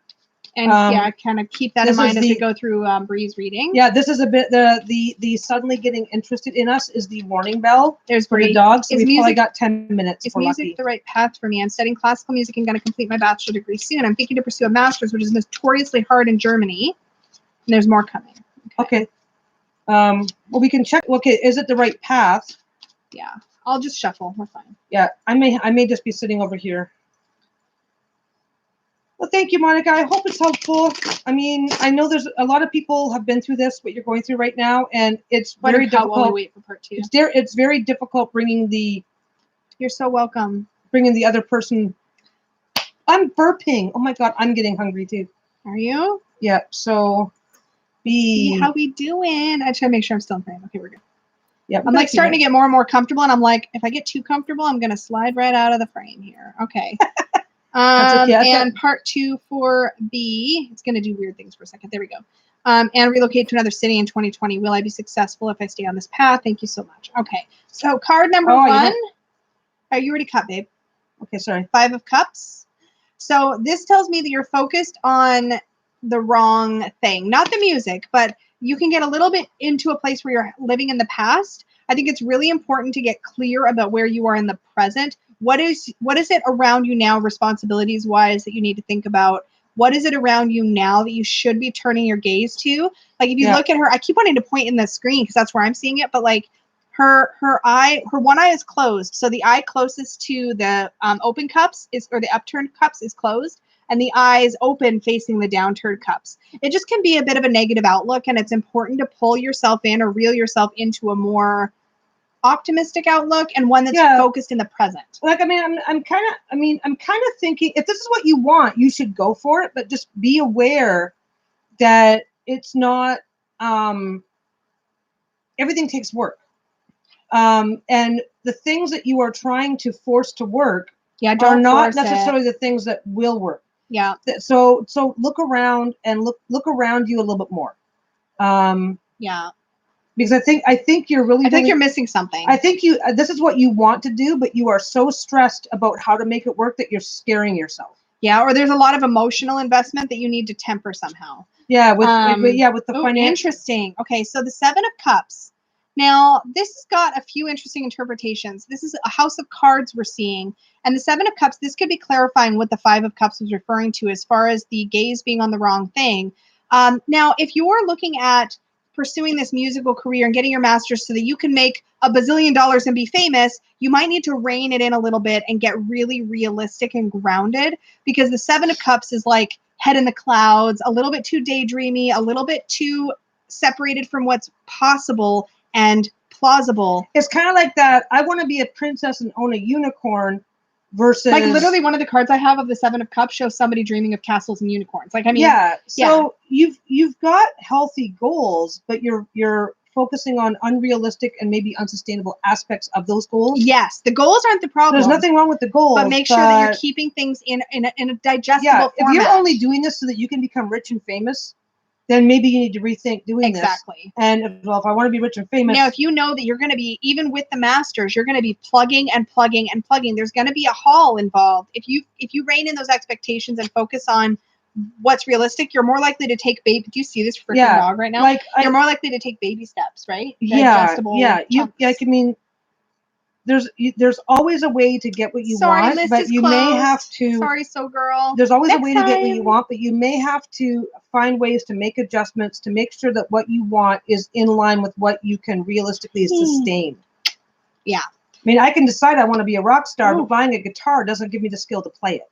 The third card, Ace of Swords, to me is a quick answer of yes, you should pursue the next degree. Intellectual learning for you is going to be important in this process, and it is an important step to take towards your goal. Just keep things grounded. So, and focus on that. Make sure you can pay your bills in the meantime. Make sure that you've got everything sorted out. Make sure that you're not going to graduate from this master's program straight to the fucking street because you're not prepared to for the reality. Because this is your shadow card at the bottom of the deck is the Ten of Wands, which is burdens, and did you catch that? Sorry, the shadow card at the bottom of the deck is Ten of Wands, which is burdens, right? You know what this just reminded me of during the didn't take it. I did, and I'm sorry. It's burdens. It's burdens. Thank you. Validate my one of the things that this reminds me of is back during the Olympics, and I think it was the Vancouver Olympics, so it was 2010. There was and I can't even remember what the sport was. Thanks, girl. They put basically the person that came in second was on the podium getting a silver fucking medal in the Olympics. They are the second best athlete in the field in the entire fucking world. Yeah, that's Bruno. He's trying to be cute because he's getting ready for food. And this person was bawling because they were crying in rage because they weren't first. Because they had such an unrealistic view on how their career should go that they were absolutely distraught that they got almost everything that they wanted, but that one last thing, gold instead of silver, was heartbreaking for them and they couldn't fucking cope. Yeah. Thank you, Barb. It's really easy to put ourselves in those positions where this is what I want, but you want it in such an unrealistic way if you don't get it, long hair skinny is next. Long hair skinny, hit us with your question.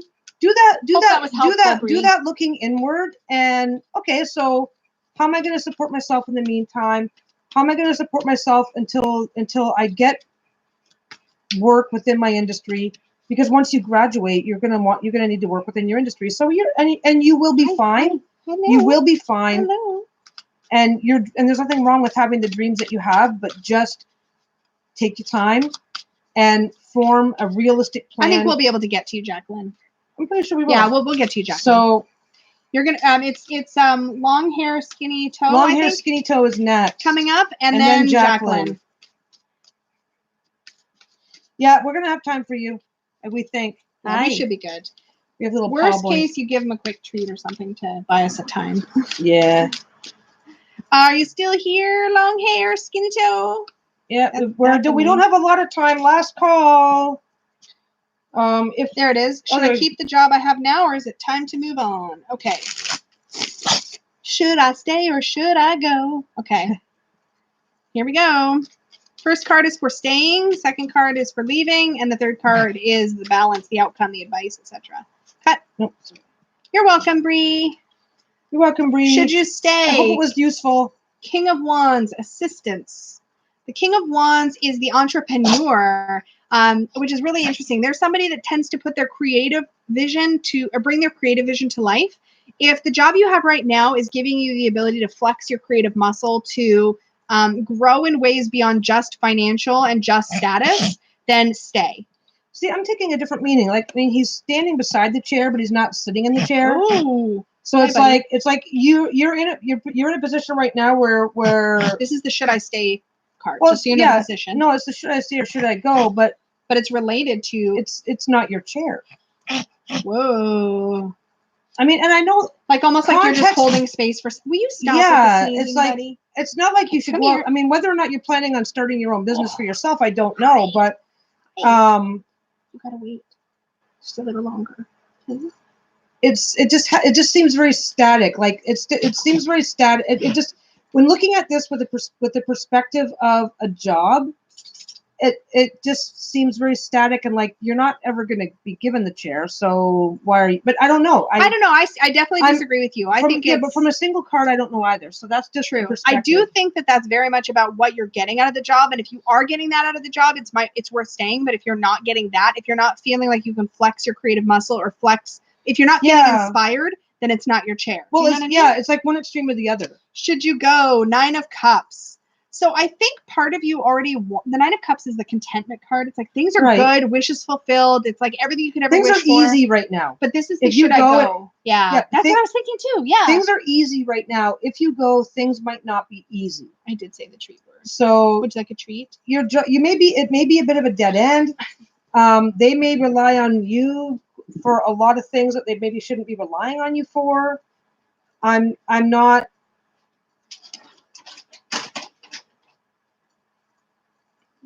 But they are. No.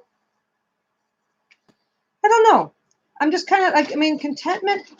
To me, it's part of you kind of feels like you should leave, but you're comfortable and you don't want to give up comfort. That's how I would read it. Let's face it. We have bills to pay. We have mortgages to pay. We have kids to raise.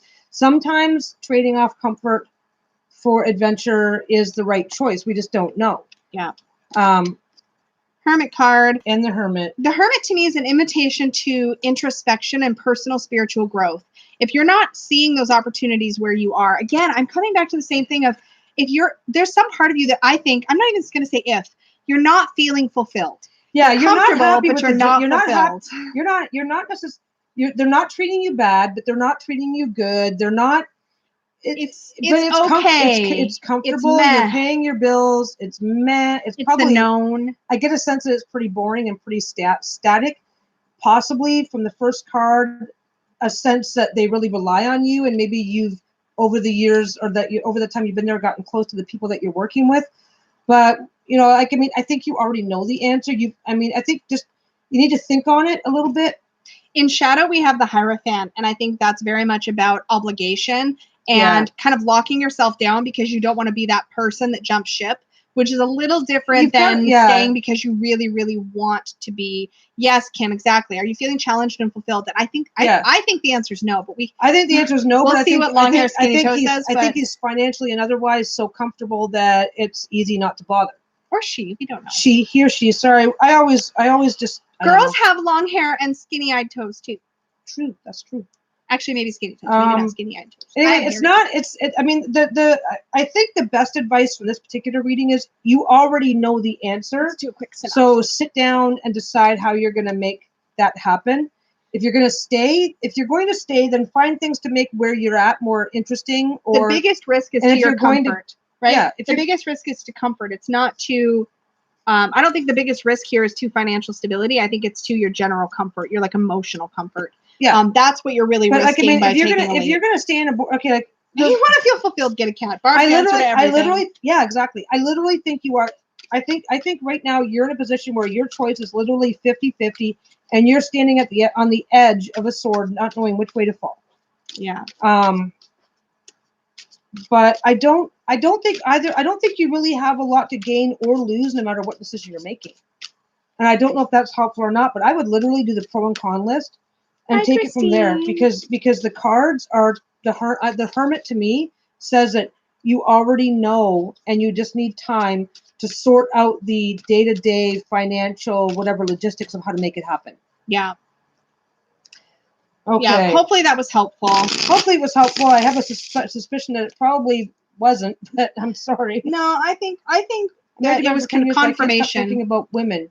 I have late-stage rheumatoid disease, and I'm getting worse. I'm worried I waited too long, and I'm running out of time. First of all, never too late to chase your happiness. I'm just going to say that before I even pull cards, because if you already know, then you know, and it is what it is. But let's see what the cards show. Yeah. But that's the first thing I would say, is that no matter what condition you feel like you're in or how old you are, when you know that you want to make a change, you know, you have to ask yourself how much you want it, right? Let's take a look at the cards. So let's just do 3 cards, no positions again. Yeah, 3 cards. We'll let the cards tell us. You might want to let it start scoring down now. I will. Yeah, I just wanted to focus on the question for a sec. Okay. All right, you can cut when you're ready. Can I? Yes, you can. You have my permission. You're welcome. All right, first card, Knight of Pentacles. This is the guy that takes his time, does his duty, is cautious, is careful. Hi. Is mindful. He doesn't rush into anything. If anything, he has a tendency to drag his feet. What do you think? Bruno, no. Come here. Come. It's okay, baby. Come here. No, I think I agree. I mean, you could plod along in as the Knight of Pentacles for as long as you want, but there's not a lot of joy and lightness and laughter and upliftingness in this. This is kind of one of those. It is what it is. Yep. But there's not a lot to it. Your turn to appease the pups. Hi, puppies. I guess Lisa's doing this one without me. 3 of Swords is the next card. This is the lesson card. The 3 of Swords is you've been through the shit already. Like, you know what not having what you want feels like. You know what feeling unfulfilled feels like. You've already learned those lessons. The question is, how are you going to take charge of your life moving forward? Bye, Chrisanne. Yeah, bye, Jen. Mine are begging for some outdoor time. Yeah. I think Lisa's finishing this by herself. Yeah, I'm sorry. Thanks, honey. No, yeah, absolutely. So 3 of Swords is very much, this is the card we usually see with 3 swords into the heart. We've experienced hurt, we've experienced pain, we've experienced You've already loss. I think what this is saying is that you've already made your choices. So the how are you interpreting that? Are you saying she's kind of stuck where she is, or are you saying, and she's already made her choices, or are you saying something else? Because it's unclear. Well, you've already made your choices, but the only way to make a different choice is to really, really hurt somebody. Duty? The only way to make a different choice is to really, really hurt somebody. And as with the Knight of Pentacles, it's not necessarily something that is possible or realistic or fair at this point. So you think she should just stay with this dude even if she's unhappy? Well, she didn't I'm like, what are you saying right now? Because we're going to have fights. She didn't say she was unhappy. She just said she can't stop thinking about women. That's true. But this implies that, like, you kind of implying it's a too late, and I totally disagree. I think that this is saying that you've had, there's no way to make a change at this point without somebody getting hurt. Yes. Yes. There's no way. That doesn't mean you shouldn't make the change either. No, that's true. Okay. But be aware. I'm sorry. Go in eyes wide open. I'm very distracted. I'm unhappy. Very. I'm also very distracted by the dog, so I'm trying to be blunt, and maybe I'm just not being Yeah, fair enough. Too much blunt and not enough sympathetic. She said she's unhappy. Yeah, you're unhappy. Oh, get out. Let's see. No. Yeah, go for it. The Knight of Cups is the romantic. Now, I will say something important about the Knight of Cups. As much as he's very much a follow your heart, follow where your heart is leading you kind of card, the Knight of Cups can get themselves into trouble. Now, if you are a water sign especially, I'm going to just move over a bit. If you are a water sign especially, then I think you really need to check yourself a bit. As much as this is very much a follow your dreams, go for it, follow your heart, this is also a little bit of a reality check might be needed as well. You're a Sag. Yeah, if you're a Sag, I don't know. Part of what I want to say is, if you're a Sag, then this is not maybe where you usually are. If you aren't regularly following your heart, if you're not often pulled one direction or that direction, if you're not, for lack of a better way to express it, emotionally squirrely, like I'm distractible and squirrely, like if you're not emotionally squirrely, then I would say this is a call to follow your heart and that it's never too late. I will say that depending on the strength in the relationship, as Wiley Kiley pointed out, it's incredibly possible for couples to explore this kind of thing, be really open with each other, adjust the rules of the relationship so everybody's happy. I mean, those are all interesting options that some couples have. Not all couples have that. And if you know that going in, or if the relationship itself is already not serving you, then you got to ask yourself, women or not, why are you in something that's not serving you?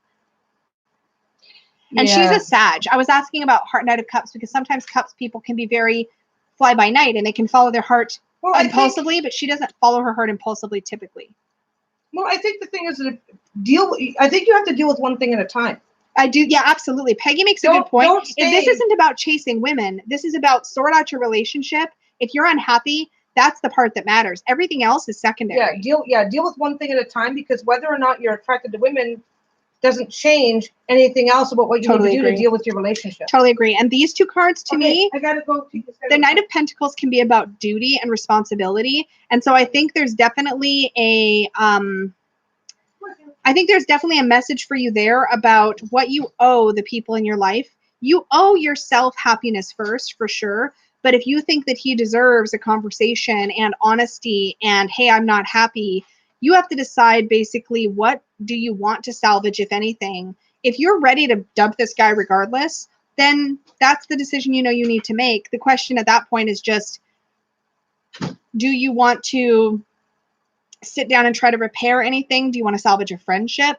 How do you want to go about taking the next steps? But as far as your health is concerned, I don't think that's really the core issue. I think the core issue is rheumatism or not, women or not. If you're unhappy, you're unhappy. And that's the piece you need to address. So, and I got at the bottom of the deck in the shadow is Temperance, which again is very much about taking the moderate approach. Try not to go balls to the walls. Definitely try to go in a direction that's making you feel like you can be true to yourself without sacrificing more than you're prepared to sacrifice, and without going so intense that you what's the word? If you're a fire sign, you might know what I mean, but it could be tempting to just burn it all down. You know what I mean? To just tear it down and start fresh. And so just don't bulldoze, right? Do what you got to do. Don't bulldoze. Yeah. I hope that made sense. I miss Peggy leaving. I'm so bad at paying attention. Alice, it's all good. She had to take the dogs out because they were getting ridiculous. And oh my God, my nose is so obnoxiously itchy. Oh, you're welcome. And thank you. Caroline makes an excellent point. When you're happy, you're less stressful. Your health will also improve. Yes, yes, yes. So many of us carry our physical stress, and especially things like if rheumatism is rheumatoid arthritis, and I might bring the two things mixed up. I do know that stress definitely impacts arthritis, particularly rheumatoid types of arthritis can cause major flares. So definitely looking after your stress levels and putting yourself in a place to be more happy can definitely can cause can support your health. That was the word I was trying to come up with. Oh my God, my nose. Why though? Okay, we've got, I think one last, I'm going to check Peggy's list, but I think we had Caroline and then we were all wrapped up. Oh no, we have Caroline and then we have Alice. And since she's taken the dogs out, I think we can do Caroline and then Alice. So Caroline. Carla, that's a really good point. Sometimes we, you know, it's very individual. I discovered I was attracted to women while I was with a boyfriend. But we talked about it, he and I, and, you know, everything kind of unfolded from there. But everybody's going to be in a different place. But I think Peggy's right. You can't really try to deal with everything all at once. You really have to deal with the relationship and your unhappiness first, regardless of everything else. That's the first and really only piece to focus on at this point. Everything else it may completely shift. You might find you deal with the unhappiness in the relationship and find that, you know, as Carla asked, it might have nothing to do with that. It might just have to do with the specific circumstance you find yourself in. You won't know. You won't know. And speaking from personal experience, I'll say it's rarely cut and dry. It's not like you just flip a switch and suddenly everything makes sense. At least it wasn't that way for me. It was very much a confusing period of time. And yeah. Caroline, my son is moving back home this week. He's 36. Rent is high. Just want to know how everything will go. All right. Cool, cool. You're welcome, Jacqueline. Let's go back to textured tarot. Are you okay with me going ahead without Peggy? And then we'll see how quick she is and I can drag her back in at the end, Caroline. Is that fine with you? I'm assuming it's okay.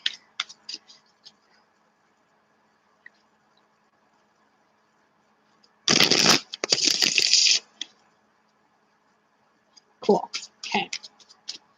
How's everything gonna go? All right. I have to cut the deck myself. Ugh, problem. Okay. First card up. Page of Wands, Restlessness. Isn't that interesting? I feel like this is very much the part of you is excited. Like part of you is like, oh, this will be kind of fun. Change of pace, have the son back home, like enjoy. I kind of make space for Peggy again. Oh. You know, this is. Did they? Oh yeah. Hi, puppies. They seem very happy. Oh, they're very smug and self-satisfied. Right? So yeah, I think part of you is looking forward to the freshness, the adventure, reconnecting. But there's also part of you like, oh man, I hope the welcome doesn't wear thin super fast. I hope I don't regret this. I hope. You know, you're kind of in a mixed who place. Are you giving bad advice to? Caroline. I'm not giving Caroline bad advice. That's mean. Second card up. Did you do any? I didn't check anything off, but Jacqueline's finished and we're on to Caroline now. Wow, I just cut. And her 36-year-old son is the dog just threw a plate at Shayla. Shayla just threw a plate at Peggy. These guys just had these guys. Okay, I'll yell from a distance because she wants food. Shayla, they just had the best adventure in the whole wide world. Oh, good. All right. We go outside. And there's one of those ice cream sundae We're gonna hear cups. This story. Yeah. You know how you do the sundae and then they put the lid on top? Yeah. For McDonald's? Uh-huh. And it's got the big hole about this big around? Yeah. We get downstairs, they both pee and then something moves in the bushes. And it's one of these cups. There's a rat. There is a rat, half in and half out. He's climbed through that little. He's climbed partway through that little hole to get to the leftover ice cream and syrup, and he's stuck. Did you get him out? Well, yeah, because these guys are like, oh my God, this is amazing. They're having the best fucking time. You saved the rat? Well, I managed to pick up the cup. I don't know. I hope he's okay, but I had to go. I couldn't just touch the rat because I got nothing on my hands. So they're like, Bark, give me the cup. And Oh my God. And his little ass is just dangling out of there. Gave it a flick. Rat runs off. It was a 20-second adventure, but they are so happy. Elle's going to be so excited you saved a rat. That's all. Okay, I'm sorry, Caroline. Back to you. A little mid-sized rat from both the McDonald's cup and my dog. Okay, I'm going to give Caroline her reading. Sorry, Caroline. All right. Okay, so yes, feeling both of those things. The next card that came up. I think, did you guys hear Peggy? I hope you heard the rat story. Yeah, I've got a rat emoji from Wiley Kiley. I think they heard you. Says he's going to help out here with some of the bills. Hope he sticks to what he says. So opportunity is the Knight of Cups. Now, to me, this tells me that he's seeing this as a fantastic opportunity. That's great. But it's going to be I'll tell you in one sec. Sorry, babe. I just want to finish my thought. I love you all. I'm disrupted. It's fine. I think it's going to be really important. Page of Wands. I don't know. The fire and the water mix here. I think it's going to be super, super important that you maintain those expectations. You can't let this go slack. You can't be like, oh, it's fine. He said he'd be good. He said he'd come through. I'll just give him some time. It's like, oh, hey, son. So are you pitching in like 30% for the grocery bill this month? Or like, I just came back from the grocery store, $150. Can you kick me $50? Or whatever you think is realistic. But you're going to have to be way more direct than you're used to being. You're going to really need to get out of your comfort zone, not be the mom, be the roommate. What would you expect as a roommate? I was horrible for it. You are horrible for it. That's why I make you be the bad guy. I know. And the third card is, did you get him out? Yeah, Alice, she totally got him out. Readiness, Page of Swords. I gave it to him this time. Yeah. So this is readiness. I think I said restlessness. Readiness. You do need to be armored up, geared up, like Peggy was saying in an earlier reading with the Page of Swords. Oh, by the way, honey, this is Caroline. Her son is moving back in at 36, says he's going to help with the bill. She just kind of wants to know how it's all going to go. And Page of Swords, remember, this is the card with the guy getting ready to fence, and you basically said, hey, son, can you go to the store for me? I'll pay you when you get back. That. Yes. Have him be a part of the process. Definitely. I mean, he's a 36-year-old guy. Yeah. Like, he knows the deal, and you shouldn't have to ask twice. And if you do have to... house monkey is 25. Did you just call our son a house monkey? I did. It was fun. That was pretty great. Peggy just said our house monkey is 25.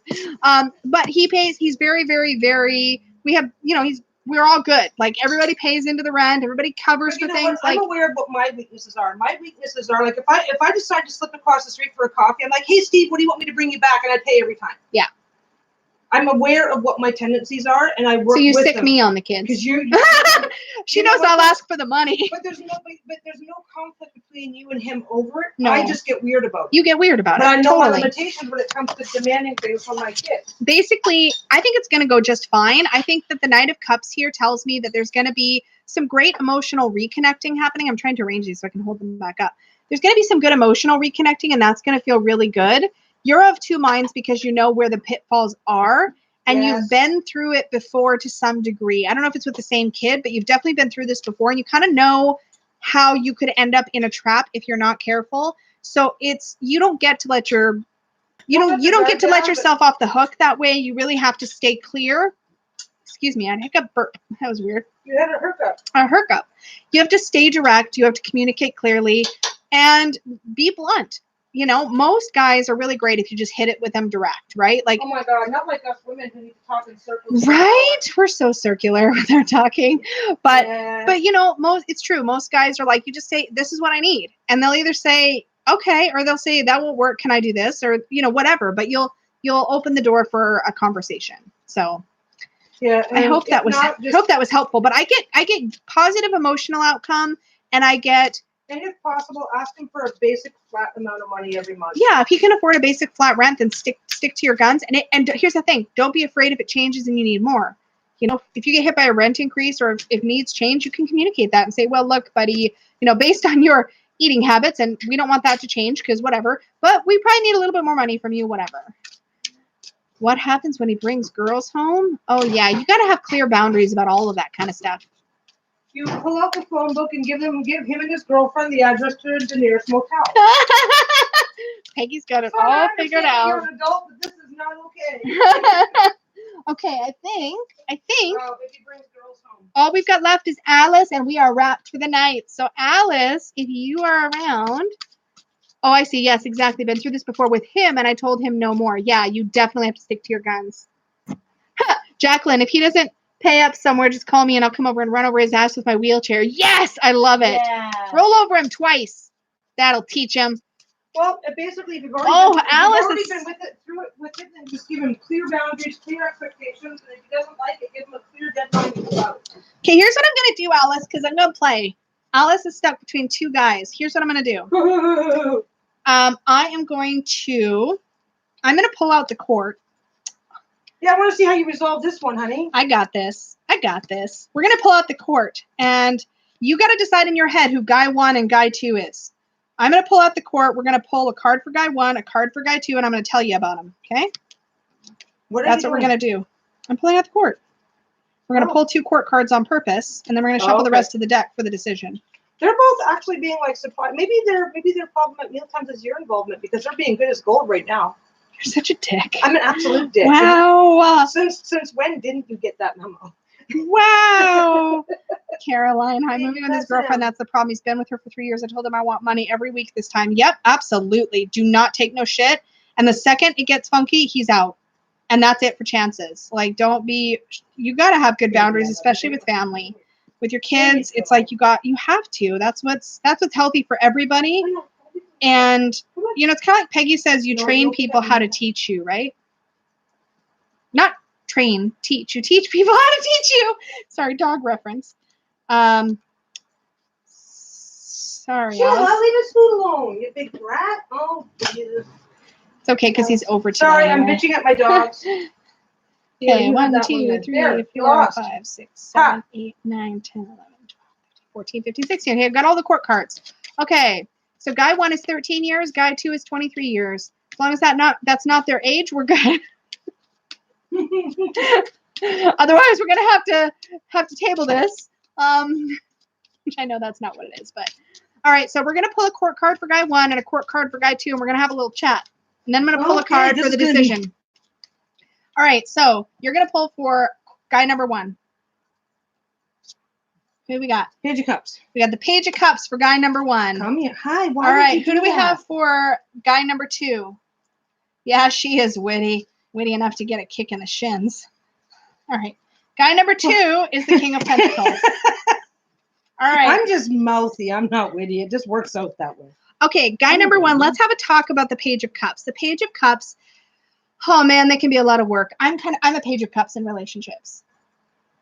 She's like, run away! I saw that look on your fucking face. Tower. Wow! No. I feel so attacked. Oh, holy crap! You thought it was the tower? You better say something nice. I feel so much duress right now. I love you very much.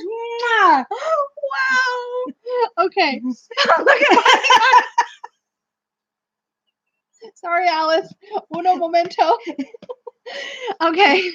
Sorry. Okay. Oh, snap. Okay. Back on track. Okay, Alice. Page of Cups. This is somebody who can be emotionally very needy. They can have really in-depth relationships, but they can be likely to fly off the handy. Yeah, I probably should. Oh, Blur. Hello, camera. You can do it. Come on. Lisa broke the camera. Whew. There we go. I moved too fast, and it was like, I need to make myself on on? Peggy's couch. Stay off. The Page of Cups is somebody who sits in their emotions. They're likely to be sensitive, giving, romantic. They're likely to make you feel really good. Look at me. It's not my fault. You but stole they this might, food. honey. Sorry, Shayla's all upset. Having a whole conversation with the dog. But they might not. This particular person might not necessarily be the most grounded, the most stable. This might be somebody that's a little more of a project, for lack of a better way to express it. Yeah. Guy number 2 is the King of Pentacles. Now, this guy is pretty rock solid. He's reliable. He's probably got good financial outlook, or at least he has a good handle or the potential to be stable financially and or with his earthly responsibilities. It's not always money. Sometimes we think of Pentacles and we're just right on money. He may not be rich, but nobody's going hungry either. Exactly. He knows how to take care of business. It doesn't mean that the Page of Cups... This is the last one. Yeah, it doesn't mean that the Page of Cups doesn't. But the King of Pentacles is likely to be, I also get the feeling that the Page of Cups is older, but that might have been because you said 13 and 23. Who knows? I might be cheating. What? But he is a king and we've got a page. So I do see younger and older. And for the King of Pentacles, I also get this sort of, with him, I get this feeling almost like you feel like you can let your guard down. Are taken care of without drama. It sounds like this. This guy might be a little bored. It's actually Alice that we're reading for. I know that. Okay. No, I'm agreeing with what Kim said.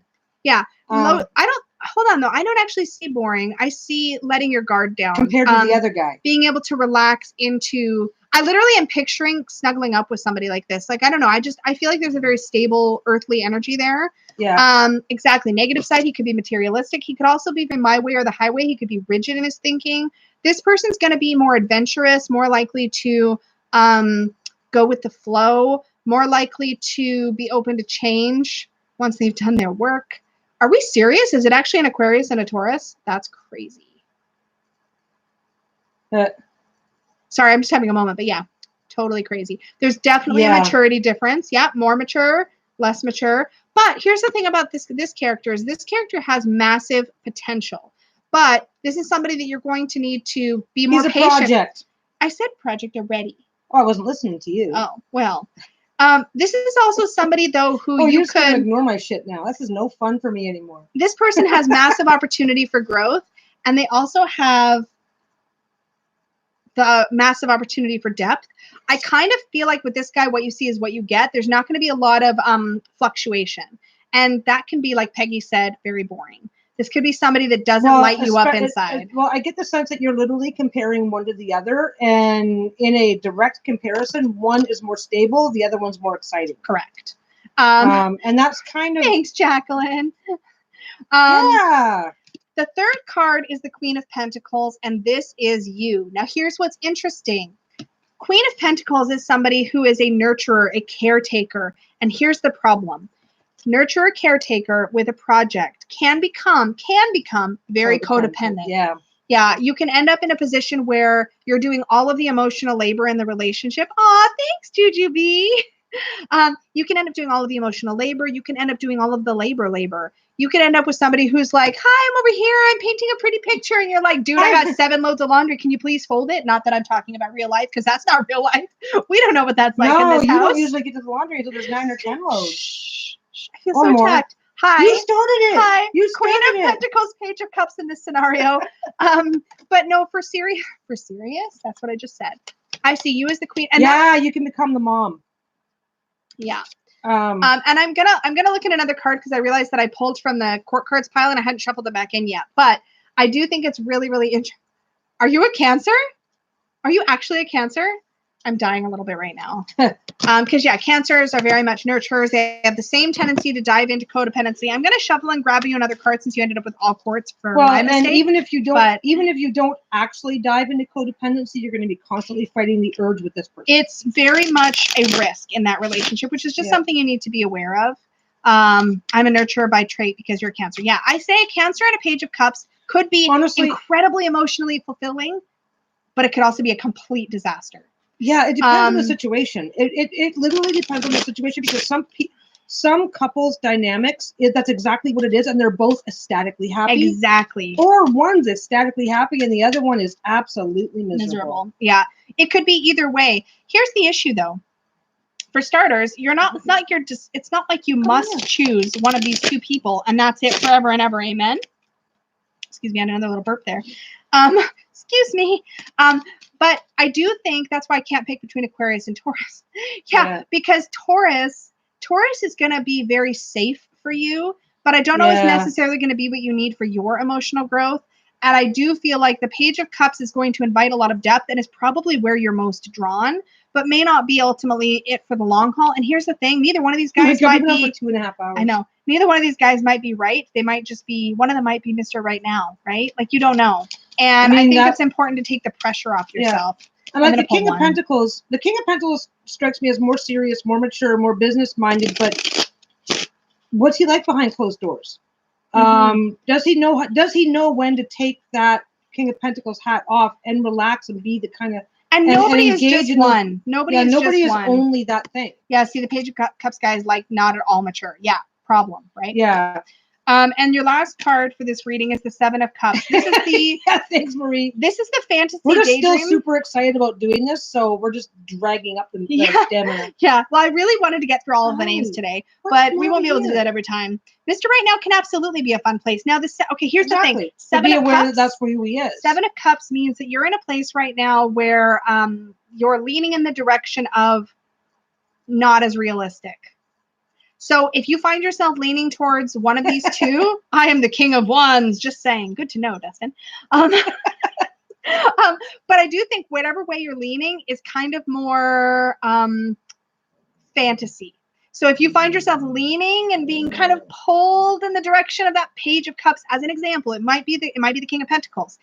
it's probably because you've got unrealistic expectations. If you're leaning towards the King of Pentacles, it's because you have unrealistic expectations. I think we always begin. Gotta get them real expectations. I think we always begin a relationship. It's like you begin a relationship. Took over.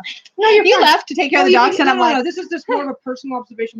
We begin a relationship with that. Wee, this is amazing. Oh my god. And we almost always meet somebody and inform unrealistic expectations around that person, and then we mellow out to what our real expectations are over time. Absolutely. So look at that too. Like once all the new and shiny is off, where do you want this to be? Where do you want this to really be once it's no longer so new and no longer so shiny, and you start having expectations? We're actually we have to turn this thing off because we're starving. Know why we're doing this. I'm not. I haven't. Well, you ate. No, you had a. Well, you had 5. Yeah, you did. I haven't had 5. dinner yet. And you gave me cookies. I did. Well, you shared cookies, but I ate most of them. She did. We filmed a video. Okay. We are going to have to call this one. Thank you so much, everybody. Alice was our last read for tonight. We managed to make it through our entire list, which was brilliant. And I liked that we did it in a 2-part. So we'll do that again. I'm a Sagittarius and Lisa's a Cancer. Fire and water, babe. Fire and water. That's why the tattoo. I've got one too. A different one, but a different fire and water yin yang. It's been fun. You're so welcome. I think Peggy is really right. Now, after the realist leave, this becomes truth that is super awesome. I fucking love all of you. Oh, yeah, that's awesome.